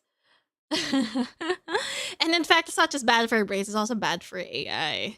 This is how it happens, guys. Death. Like the death of the human race. Because we could, okay, let's just think for a bit. Human beings, let's make a statement. In the future, for thinking, human beings can 100% rely on AI for thought. Let's just think about that statement. Let's say, perhaps in the future, human beings rely 100% on AI for thought. Okay. But then the problem is that AI will always rely on human beings for thinking because we are their data sample. We're the data sample AI chatbots use. We'll probably be the data sample until time immemorial. Yes. But if humans keep using AI to think, and at the end of the day, there is a limitation in the amount of data the AI receives, the AI will be talking bullshit because the AI won't know shit anymore because we are not there to produce the shit for the AI to think of. So at the end of the day, it's like a dangerous cycle of doom. Of doom. And we don't know how what the future holds. The directionlessness is so infuriating. Like, use your brain. Yeah, right? Like, it's so simple. Some things are so simple. I mean, like, AI can be helpful. Sometimes, everyone needs some kind of assistant. I don't know. I don't use AI chatbots. Some kind of assistant, But, like, come on, guys. Come on, guys. I love AI. Yes, also AI uses mountains of electricity, right? Oh, you wrote Al. I love his songs, right? Now, if you love his songs so much, why don't you make parody songs? Hey, Frank, joke, joke, joke. I don't know if you do or you do not. I'll be right back. Need to get some water. Oh, sorry. On TubeTube, we went from don't believe the internet to AI is better than fact checkers. Oh my god. One prompt produces enough heat to fry an entire continent. Hi, isn't our life? Isn't the world? It's fine. It's fine. Anyway, the world is in such a grim state, but also, guys, it's great to be alive. It's great to be alive. Would it be better if I was like, I don't know, in my 70 years old right now? If I was 70 years old right now, I'd be so happy. Cause like I'm seeing all this bullshit and I'm being like, haha, I'm only gonna be around for 20 years. Or something like that. But at the end of the day, but the best thing. Well, at the end of the day, I think there's gonna be a time when AI like stops being a thing anymore. Is it gonna burst like the goddamn .com bubble or any other bubble that was there to exist? It's gonna burst, and one could say it's already bursting ish. And when it bursts, when things burst, when you burst a balloon, you still have its corpse. And you can still play with its corpse. You'll have the corpse of the AI bubble, and it will be better for us. But at what cost? In college, I would have used AI to cheat. Right? Now that's the problem. People are using AI to cheat. How are you gonna have a meaningful workforce if people are using AI to cheat? I've seen people use AI for coding and they don't know how to code. They just use the AI for coding. So when they never pass their exam because they've been using AI for coding the entire time and they don't know how to code for real. It's just sad. It's okay, I guess. At the end of the day, I'll, I don't know, I'm Filipino. So at the end of the day, here we all only thing people care about is the slip paper, not necessarily how you did, or whether you're worth shit. And how AI classifies financial entities, and plenty of coders would easily say how the code is rife with security issues. Oh no. It'll burst like my tank top. My tank top isn't bursted. It's just bursting. It's already destroyed. It's dying. When a coworker was making an inventory spreadsheet, the conditional format only would format the head column if something was below a threshold. Oh my. I need to go get some water. Guys, yes. I'm gonna go get some water. I need to get big water because I'm a big girl that is actually I'm not that big anymore. I've grown tiny over the years. But I'm ravenously wanna consume. I don't know what's happening, but I ravenously want to consume stuff, so I'm gonna go drink a lot of water. Be right back. And maybe on the air conditioner, Cause you know what I said before, the feeling when I consider sweating. I'm not sweating, but I'm at the point where I consider myself to be sweating. So I guess it's time. I don't know why I don't sweat much. It's like I watched that one episode, you know, that one Sabrina the Teenage Witch, where they were like, "Oh my god, sticky humans, they sweat, and we witches, we don't sweat. Ha ha! Humans are so gross, they sweat, gross." But after that, maybe I stopped sweating. I think that's the last, one of the last piece of media I was watching right before my sweating stopped.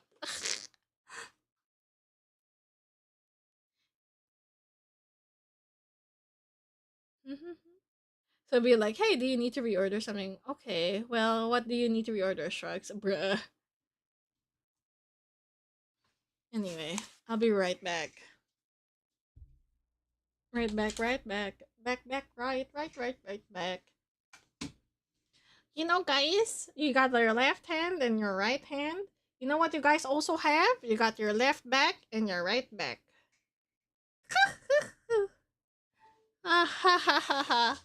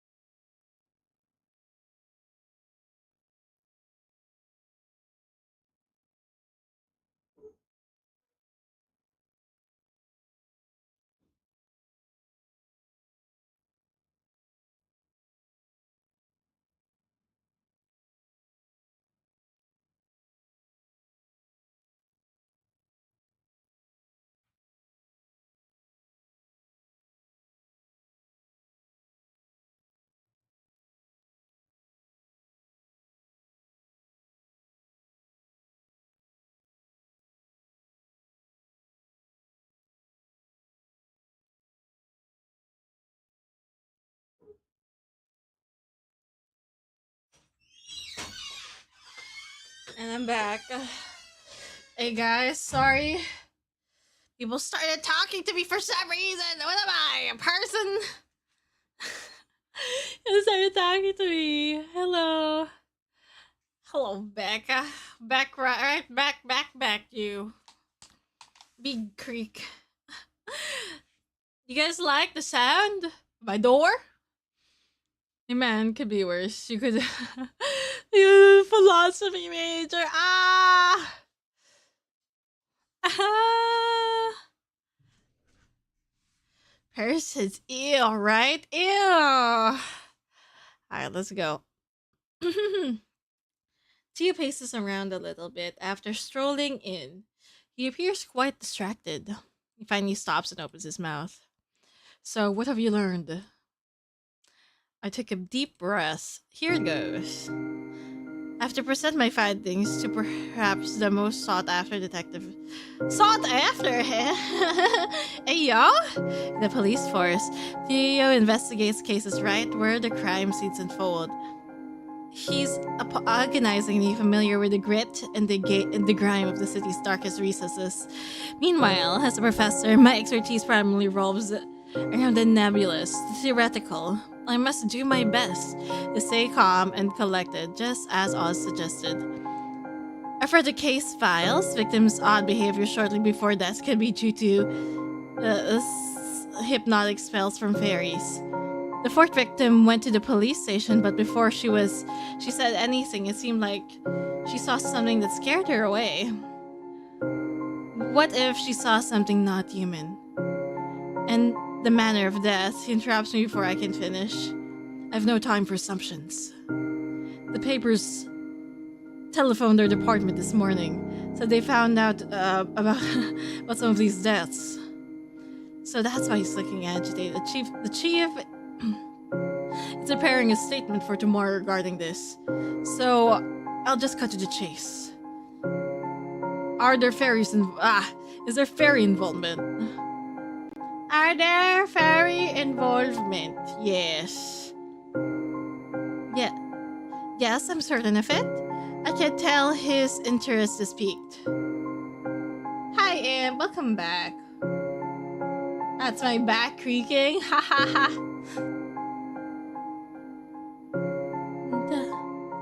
However, I'd like to first lay out the basics since I'm pretty sure you've discarded the things I told you in the past. Grumbles as if in admission of my statement. So far, we've identified 3 cases of fairies, warrior, scribe, 3 classes of fairies, warrior, scribe, and parasitic fae. Got that greasy gears. You know, my door has sounded like that since the beginning of time. I don't think it needs any greasing. It really doesn't. Warriors have strong offensive magic. Scribe magic tends to be defensive. Parasitic magic is, well, parasitic.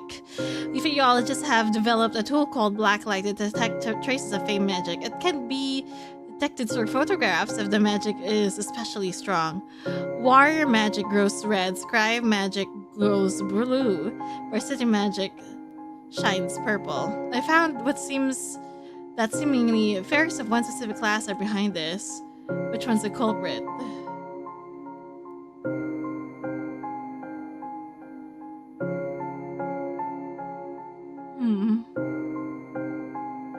Da, da, da, da, da.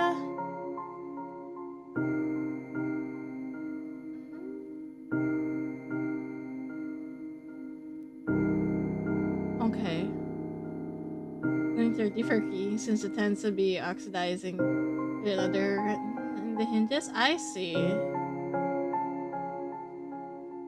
I see, that makes sense, but that sounds like it's too much work.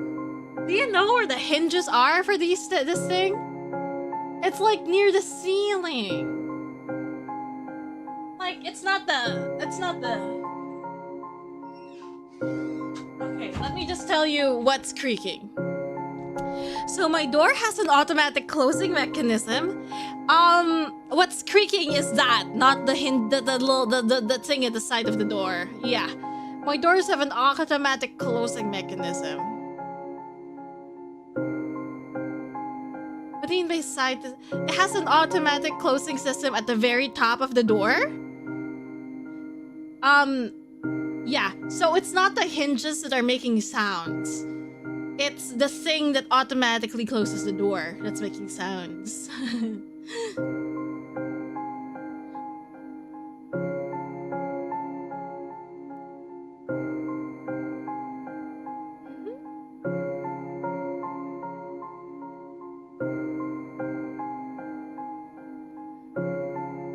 So that's what happens, yeah. Wait, it has an air compressor? I think so. I think that's what that is. Yeah, it has this weird, you know, a thing where you have a thingy and it has a tiny thing inside it. Yes, I think that is what that is. It looks like it could be. I think that describes it, right?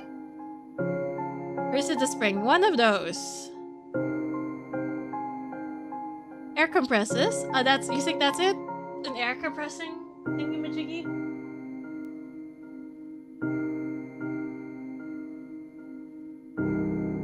I don't think it's a spring. Might be, I don't know. But it's like an automatic door closing mechanism. Warrior. They're of the warrior class. What is evidence? Okay.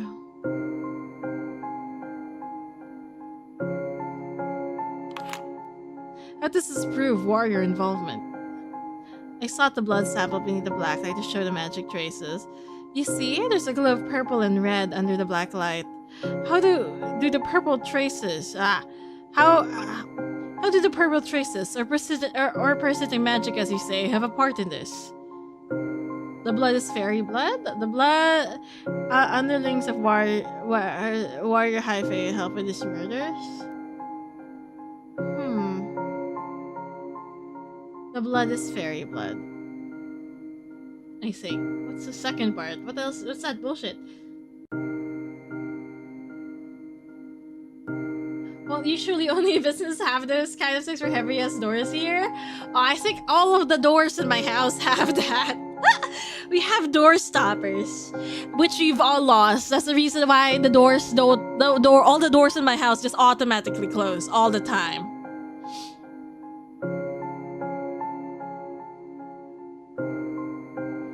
The door is fairy blood. The blood is fairy blood. What? The door is fairy blood. What? That's because the blood is fairy, and their blood contains traces of their own magic. This is further supported by the blood sample analysis. Fairy's blood has high content of phosphorus, just like reported. Adding to that, the missing iron. Fairies have an aversion towards iron. They don't have it in their blood. They can still, however, withstand iron in human blood.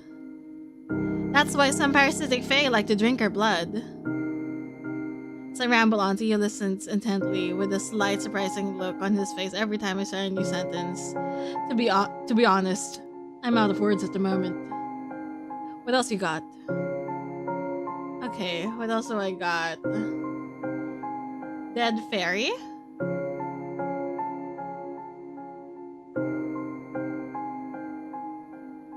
Dead fairy.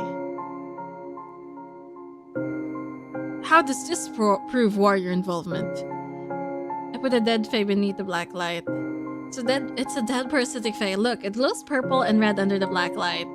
I take it their bodies still glow even after death? Correct. It takes a little while until their magic is fully dissipated from their corpse. It honestly just looked like a normal bug to me. Hold on a second. I turn on the shelves and pick up one of the boxes containing deceased insect from the ongoing research. I opened the lid and showed it to Zio. I found this one dying just yesterday. It died shortly after. Swiftly, I put it beneath the black light. A normal one doesn't glow, you see. His expression is a blend of amusement and bewilderment. Quite interesting. And how does it end up here? A failed transformation magic? Magic fate that fled to the victim's life source, which became a casualty of a murder. A failed transformation magic.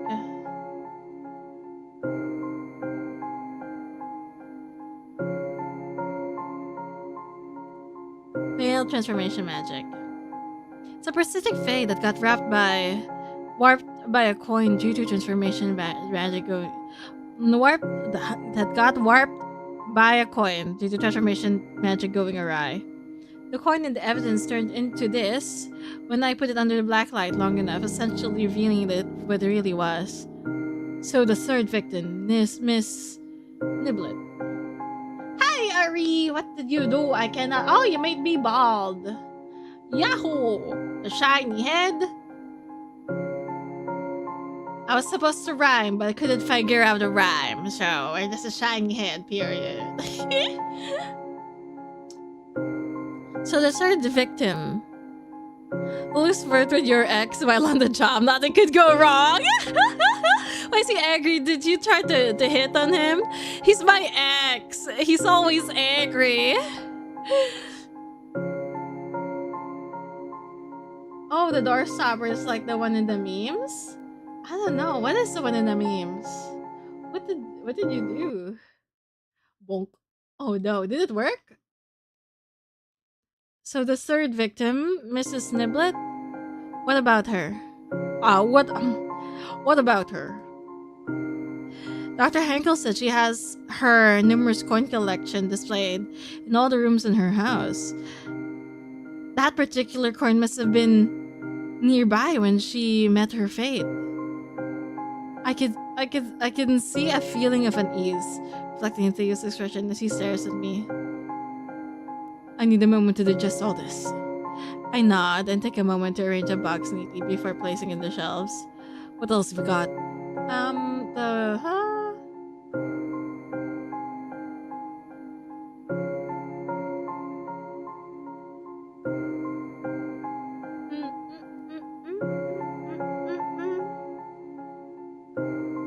What else?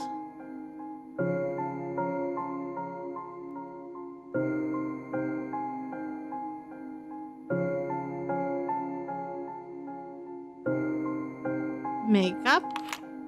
But does this prove warrior involvement? Upon trying to remember how, I've come to this conclusion because there were no magic reasons mistaken. Also, haven't told me how the warrior fairies killed the victims. Give it to me straight. How did you figure out the murders were carried out? Oh fuck, I fucked up. Okay. I was supposed to pick the ring. Warriors change victims to changelings and kill the changelings with ossification? Yes. Warrior Hi-Fi used their transformation magic to human look-alikes of the victims, which are often called changelings. I take out the crime scene photographs in the middle of the table. This is one of the possible anomalies that's likely to happen due to the complexity of transformation magic used in changelings. As famous as these latest families are, it would have been a big thing on the papers if they had 6 fingers from when they were children. I don't seem to remember anything like that in the newspapers, do you? No, me neither. Takes away. Thread. Explains that the missing iron in the blood sample, because the corpses are not human. Wait until Tio Gay's music continues. They then murdered the changeling using ossification and hallucination magic. It is done to cover up what they really did to the real humans. What they really did? Like what? It could be anything. The real humans might be kidnapped to fairyland, destined to wed certain fairies, and bring forth offspring. Or be employed as slaves, or tortured for their amusement until they die. Hello! Hello, Zephyrox. Which one did you blame? I blame Warrior. They die. I shiver at the thought of it happening to the poor ladies. He appears to be unsettled with thought as well. I picked the wrong thing. I thought you could pick all of them, but no. So I picked the wrong third thing. Hold on, are you saying there might still be alive? There's a chance. Yet the realm of the fairies is still an enigma, even for those who study their kind. Geologists in the university have barely met any living fairies. You're aware of how fresh this field is within academia, aren't you? He nods. It pains me to admit that I genuinely do not know how to get them back. I will keep trying nonetheless. We both feel silent as though the heavy weight... Well, we can't go back, says our Arthurs, refuses to budge. Sorry, not budge. And also, look at this case from another angle. The motives. Based on your investigation, what could be the rationale behind the warrior fairy's actions? It's difficult to pinpoint the reason why fairies do what they do since they don't follow human rules or morality. However, I found that warriors target people blessed by scribes. Warriors towards human might be the cause.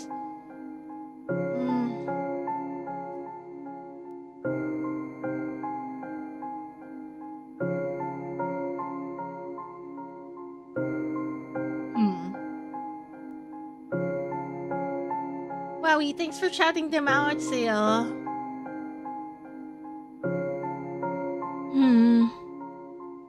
Will Smith wife haircut. Aha!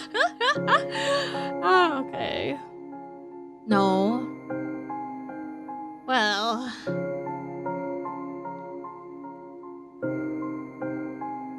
Right.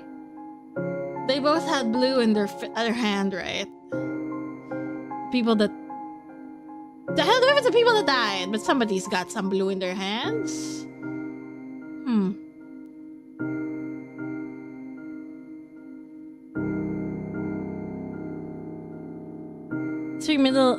The three middle-aged were blessed by scribe face, showing a sigil on one of their hands. So yeah, so both of them, black light. Okay.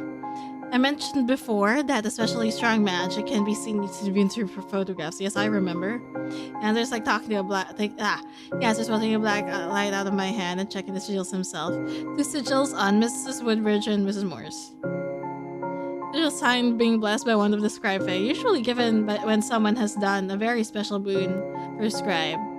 It gives good fortune and is passed down through generations. As you know, the middle-aged victims and their families are old rich families that have stayed on top for many decades. That's how strong the magic is. Mrs. Moore was adopted. That's why it's only her who has it. Her late biological parents hailed from a distinguished and affluent lineage. Points at the face of Miss Woodbridge's photographs. And he's the biological father, while the other two are stepfamily. I nod to him. I'm possibly sure that would we check Mrs. Nibble's family photograph, she and her children will display the same sigils. I'll see what I can do. Oh, and it's also meant to be a warning for others not to harm the marked human. I guess that warning didn't work in this case, didn't it? No, it didn't. Well, I suppose this doesn't make sense, and it's a pattern. Yes, these might be targeted murders. He then casts a glance my way, and the air of satisfaction around him, and he breaks into a smile. Good job.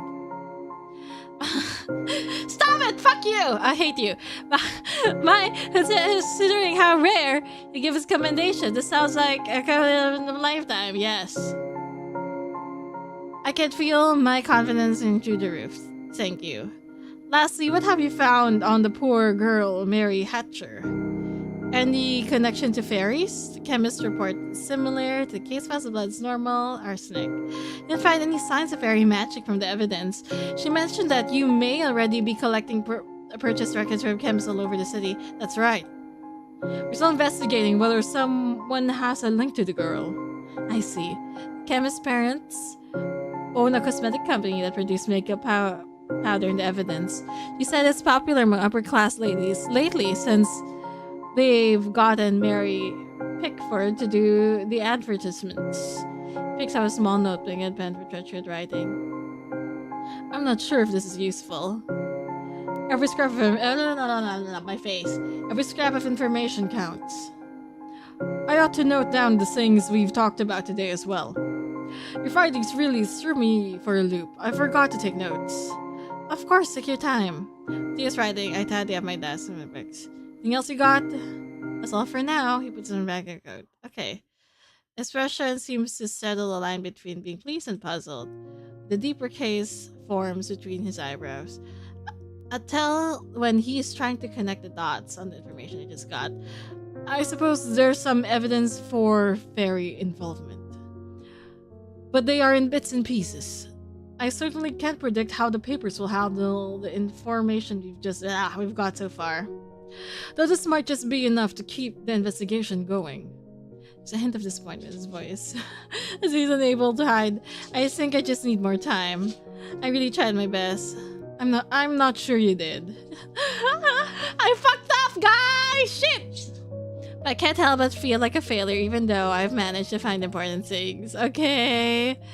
Well, I'll work on keeping the case open and making sure the process is made it into a circus. Ha! There's just box here for another day. Ha! Alright, I'll do that. Ah! Well. Okay. Time to redo? I was like we can go back to the past. Okay. How do we escape? How do we restart? I could have saved! Ah, fuck. Exit game. Exit game. I forgot to save. Or load. No! I forgot to save! Ugh, I've been saving all day! And right now, this instant, I decided I'm not gonna save this entire game. Okay, let's just hurry up. Let's speed this up. Okay, I don't like it. He's disappointed in me. Call me. Aw, shit. I'm fucked up. Time to start over, right? Oog. Okay, let's go. Remember who you are. Remember who you are. Remember, call me who you are. You know, just pick the right things. First off, you already have a cheat sheet. And secondly, I already picked the right things last time. Or rather, I think I did. Whatever, I'll just pick whatever. Come on, Minerva. She's so cute. She looks like me in real life. Ish. That used to be my preferred hairstyle until things happened. Okay. It's the asshole! He returns! Fuck you, bitch! He looks like Robert but with facial hair, if you know what I mean. Okay. We reach out to the box.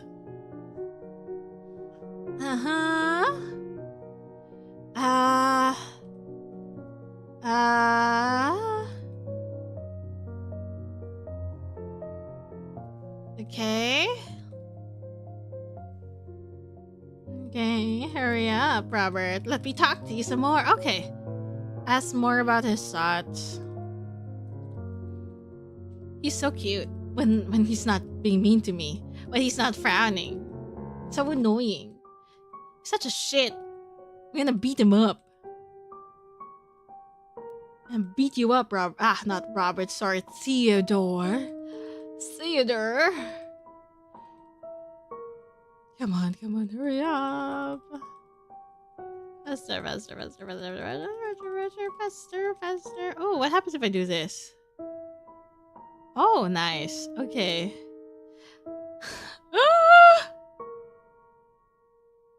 Try to make him see him see reason. Okay. And what's next? Accept the challenge, of course. Okay, there we go.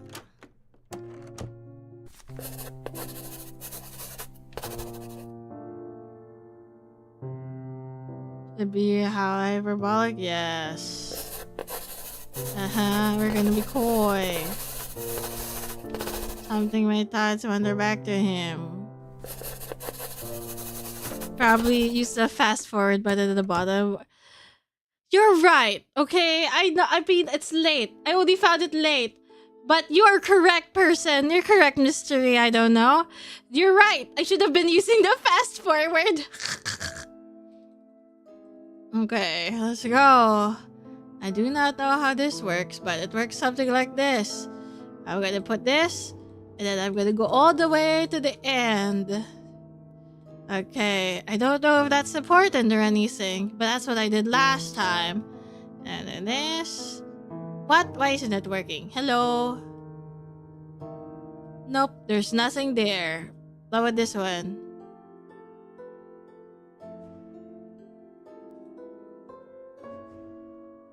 Okay.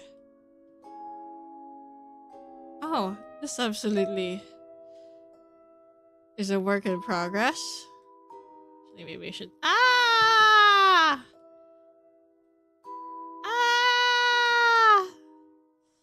2, 3, 4.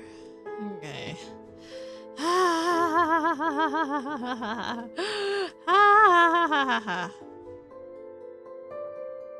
Hello? There we go. No!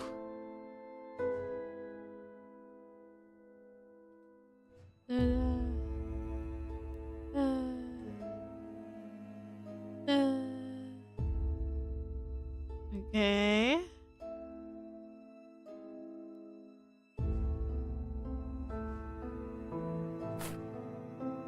Dun, dun, dun, dun, dun.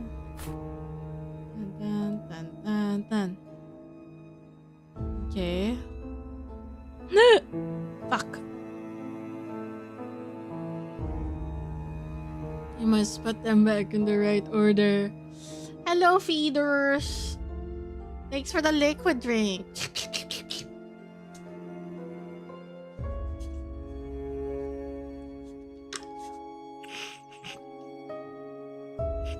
Oh my god, there's more? I didn't notice these.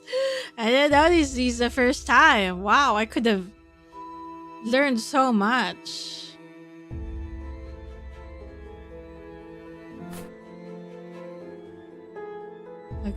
Okay. Let's do this one at a time.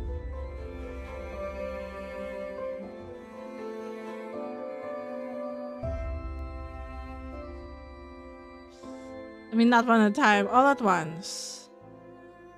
Nothing. Wedding ring seems to be made of gold. Okay. Time to get that away. Whoa! Saw something on their hand. Oh, both of them have it. Interesting. Then afterwards, this. Absolutely nothing. Red and purple.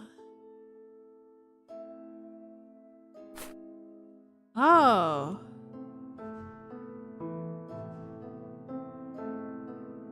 Why is it getting singed?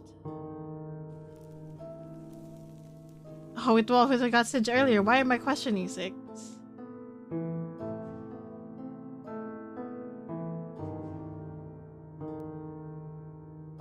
Okay, time to put everything back. 1, 2, 3, 4. Oh. There it is. There you are, little guy. Why was that hard? End investigation. Okay, here we go. Rayford.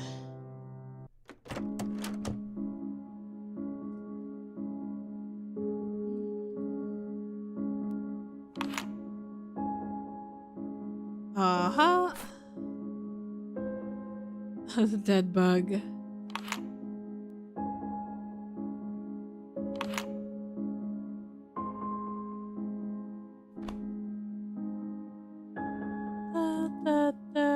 I might have done it wrong again. It's okay. Okay. I know it matters if we have to do this, but that's like metagaming. That's metagaming though. We shouldn't do that.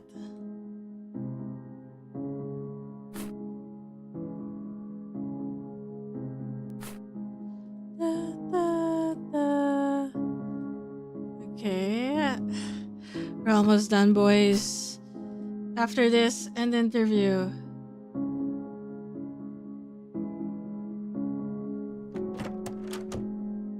Hello, feathers. I mean numbers. You'll say that they face a consequence.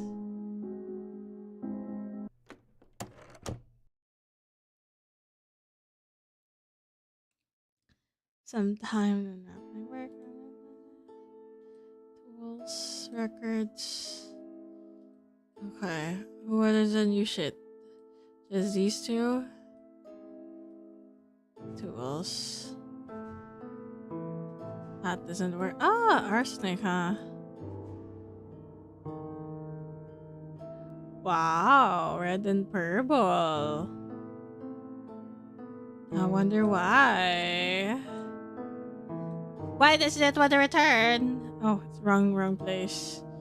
Except for the tools.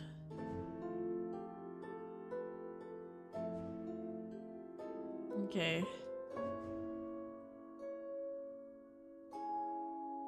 Is there anything new? Oh, this one.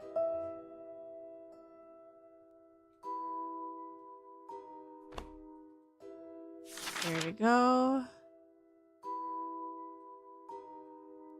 Am I missing anything?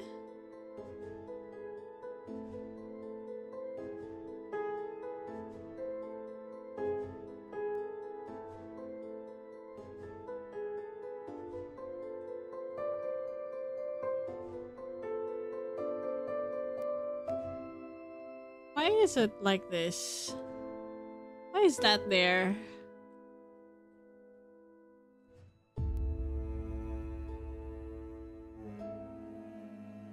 Why is it an investigation? Okie dokie. Yes. Warrior. Let's do the ring first. It's part of transformation magic, I think. Why does the ring glow purple as well? It's part of transformation magic. Warp the ring? No, it's part of transformation magic. That's the only one that makes sense. Let's see. Dead Fae.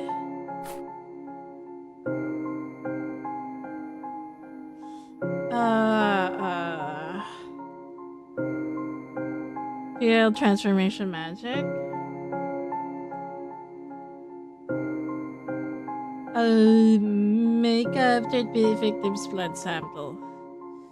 Third victim's blood sample, right? That's fairy blood. Okay. Wires device to go sap. Victims with changelings, skill changelings with awesome. Yes.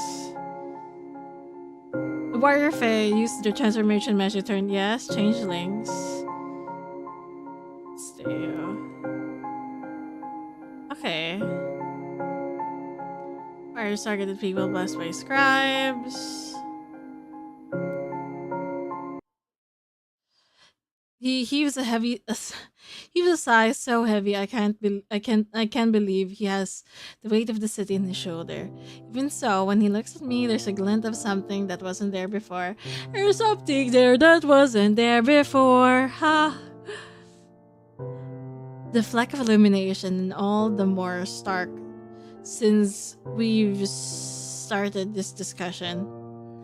It's hope, perhaps. A tiny, delicate thing is blooming in this room to counteract the overwhelming darkness and despair outside. I always knew you were clever. But I have to say, you've outdone yourself this time. I'm impressed. From start to finish, you were able to line the evidence perfectly with your theories. Everything makes perfect sense. I can't believe he's saying all this. I'm feeling like $1,000,000. Wow, yes, of course. We had to go back in time to get this ending. Thank you, Tio. It means so much coming from you. Haven't I always told you you'd make a good detective? Yes, he has. It feels nostalgic all of a sudden. Feels like such a long time ago. That got the smirk out of him. Well, we've still got our work cut out for us. But at least for now, innocent people won't get thrown in jail thanks to you. I just need to convince the chief and the papers. Also, with your findings, I'm sure it sure would make it a lot easier. If anyone can pull it off, it's you. Even with that ragamuffin look. Oh, ragamuffin. That's my second time hearing that in a while. There's something about you that makes people listen to you and trust you. Well, now. you did fall for this ragamuffin. Huh? What did you say? And how do you know it wasn't your constant brush with danger that drew me in? Oh, I know. I'm short of a comeback for once. He knows just how to catch me off guard. All of a sudden, the playful goony side disappears, replaced by serious stare. Listen. I might have to bring up your name in my report. I can't predict how the papers will handle this, but it's possible they'll mention you in FAEOLOGY. This is good for your field, of course, but it could draw unwanted, dangerous attention your way. It'll be fine, Theo. I can protect myself. That is what the field needs. Indeed, you're more capable of taking Indeed, you're more than capable of taking care of yourself. Jesus, what's wrong with my eyes? I can't read. I know that very well. I appreciate your worrying over me. The concern seemed to fade, and he lets out a sigh of relief. Well, this day's certainly been a ride. He glances at my wristwatch. I've still got time until I have to go back to the station.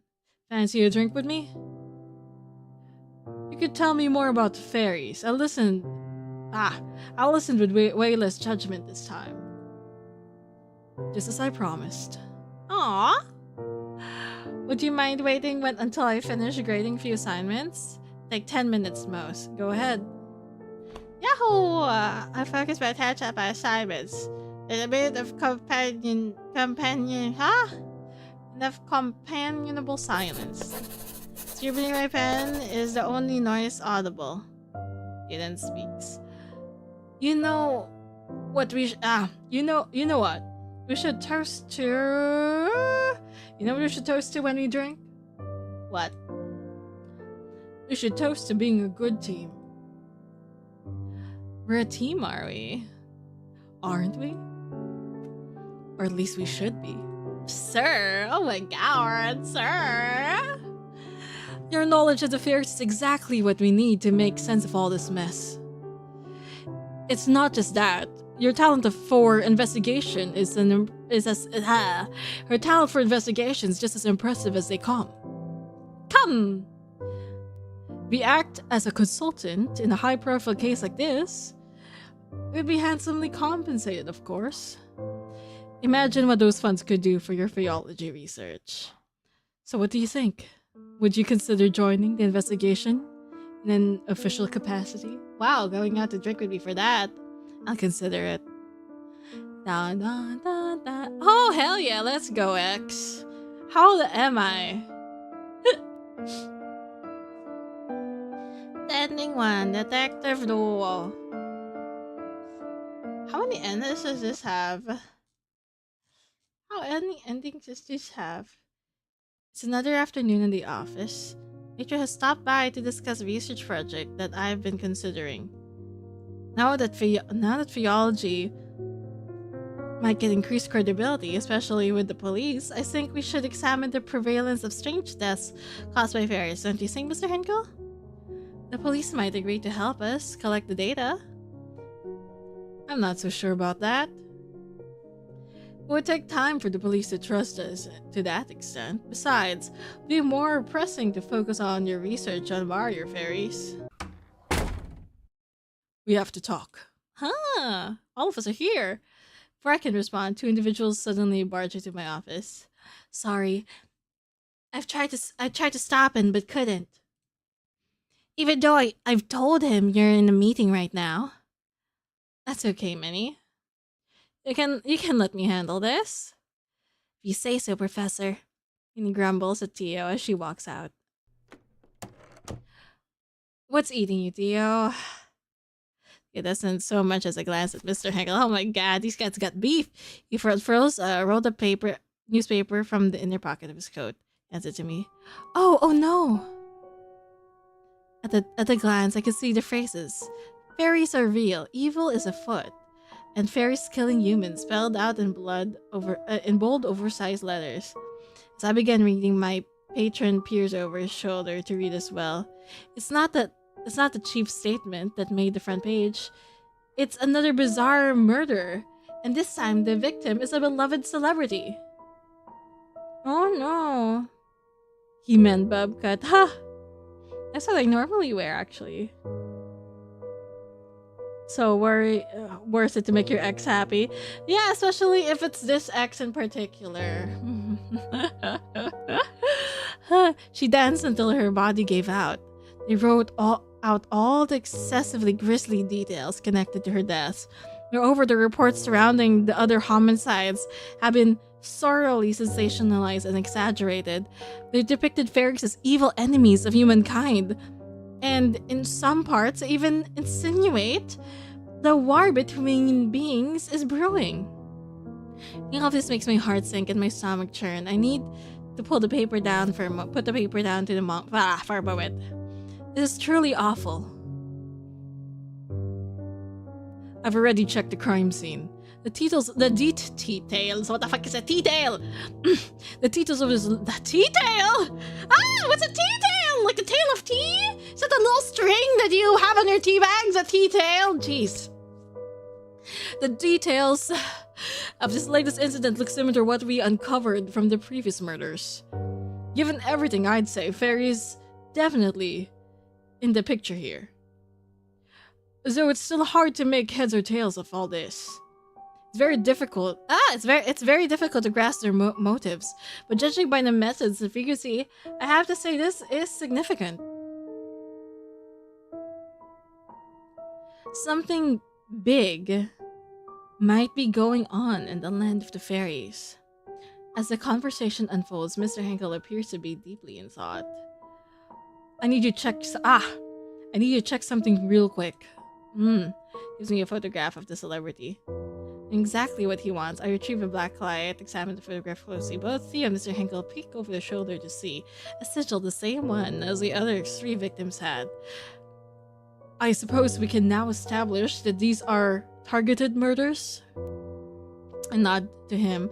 For some reason, Mr. Henkel nodded with me. Although the 4th victim, Mary Hatcher, doesn't have a sigil, does she? Did you find anything about it? Theo shakes his head, leaving behind a troubled look. Nobody in the purchase records has a strong link to the girl. We're asking around here and there. The girl was a saint. Everybody loved her. Her squabbles with Miss Niblet is the strongest lead we have. Striking realization draws upon me. What if a fairy transformed into a human and purchased a poison? What? They could do that? Suddenly, Mr. Henkel's familiar voice fills the room with his long stretch of silence. Oh yes, detective. Although when a fairy shifts into a human shape, they cannot assume the identity of someone already living. Your culprit may be a name on the list, but one that doesn't truly exist. Give a nod in agreement with his words, feeling slightly proud that my patron is reading all the knowledge this university has to offer. You flinch at Mr. Henkel's input, clearly having dismissed him as part of the furniture? I didn't read that properly! I read it as furniture. What do you mean? He then scoffs. Theo. All I get from Theo is a shrug. Surprisingly, he turns towards the patron. From what I've come to understand, fairy magic is more than capable of doing the killing. There's no need for poison. But I won't discard the possibility. Mr. Henkel only replies with a smile. Well, that's certainly a rare occurrence. Theo goes back to ignoring Mr. Hinkle talks directly to me. What if Theo and Mr. Hinkle, what if they made out? What if they're the ship? Joke. I should mention that I've gotten permission for you to check the crime scene. Come with me tomorrow? I'll see what I can do. Alright, I gotta go. I'm leaving a newspaper here. There are more articles about FAEOLOgy that you should read. Without so much as a word of goodbye to Mr. Henkel, Theo turns in. Why does he hate Mr. Henkel? Picked up the paper again and continued reading while Mr. Henkel silently reads alongside me. The field of FAEOLOgy is indeed mentioned quite remarkably, but its loyalty to humankind is under scrutiny. Although the police chief spoke of our help, the papers continue to raise doubts about our involvements in these killings. Is the FAEOLOgy University a friend or a foe? Nice. Nice, good game. Ah, shit, I exited it too fast. Fuck!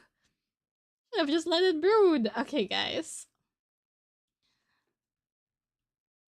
Good game, good game, good game.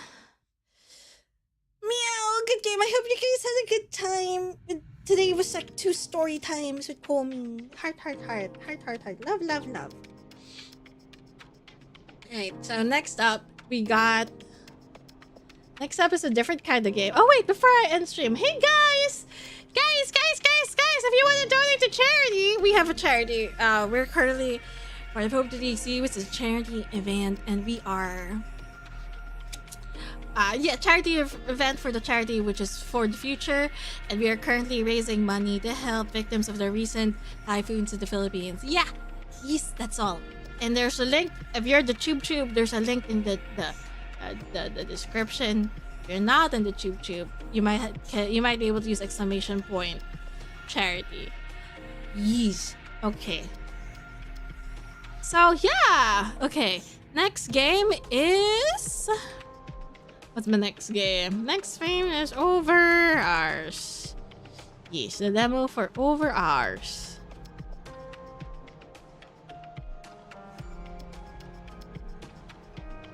Thanks for doing exclamation point charity, Chimera Griff.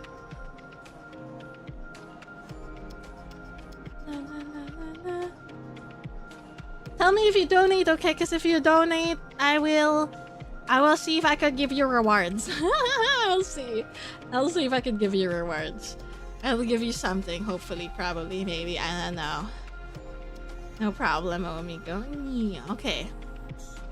Oh yeah, that's right. Guys, tell me if you donate on my Discord because the thing for the donations, is sort of like the donations thingy is sort of like, it's weird. It's for everybody, so I sort of so I don't, it's for everybody, so I need to know which one is you. So if you do, please kindly tell me in my Discord. Not donate on Discord, just tell me in my Discord if you done did it, okay? You done did it. You did it, done. Who done did it? Wow, right after we did like a noir thing, we're like, who done did it? Who did it? Who done it? Okay. Alright, time to go to the next game. Let's go. Let's go. I need to use the bathroom real quick and probably drink some water. So I'll quickly BRB while I teleport everyone there. Hopefully everyone can teleport there over at the Tube. I don't know. Twitch, all you gotta do is stay still. And in the other spot, and what is the place previously known as Twitter, you guys don't need to do shit. Okay.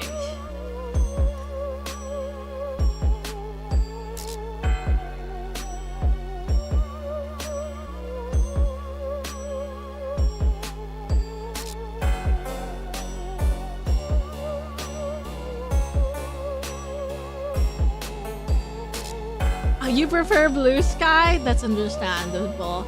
Blue Sky is arguably potentially better on certain aspects, But I just cannot do more than one social. Like, I cannot do more than one social media, unfortunately. So I'm stuck on Twitter because I've been here longer. Most of my friends are still here. That being said, most italics.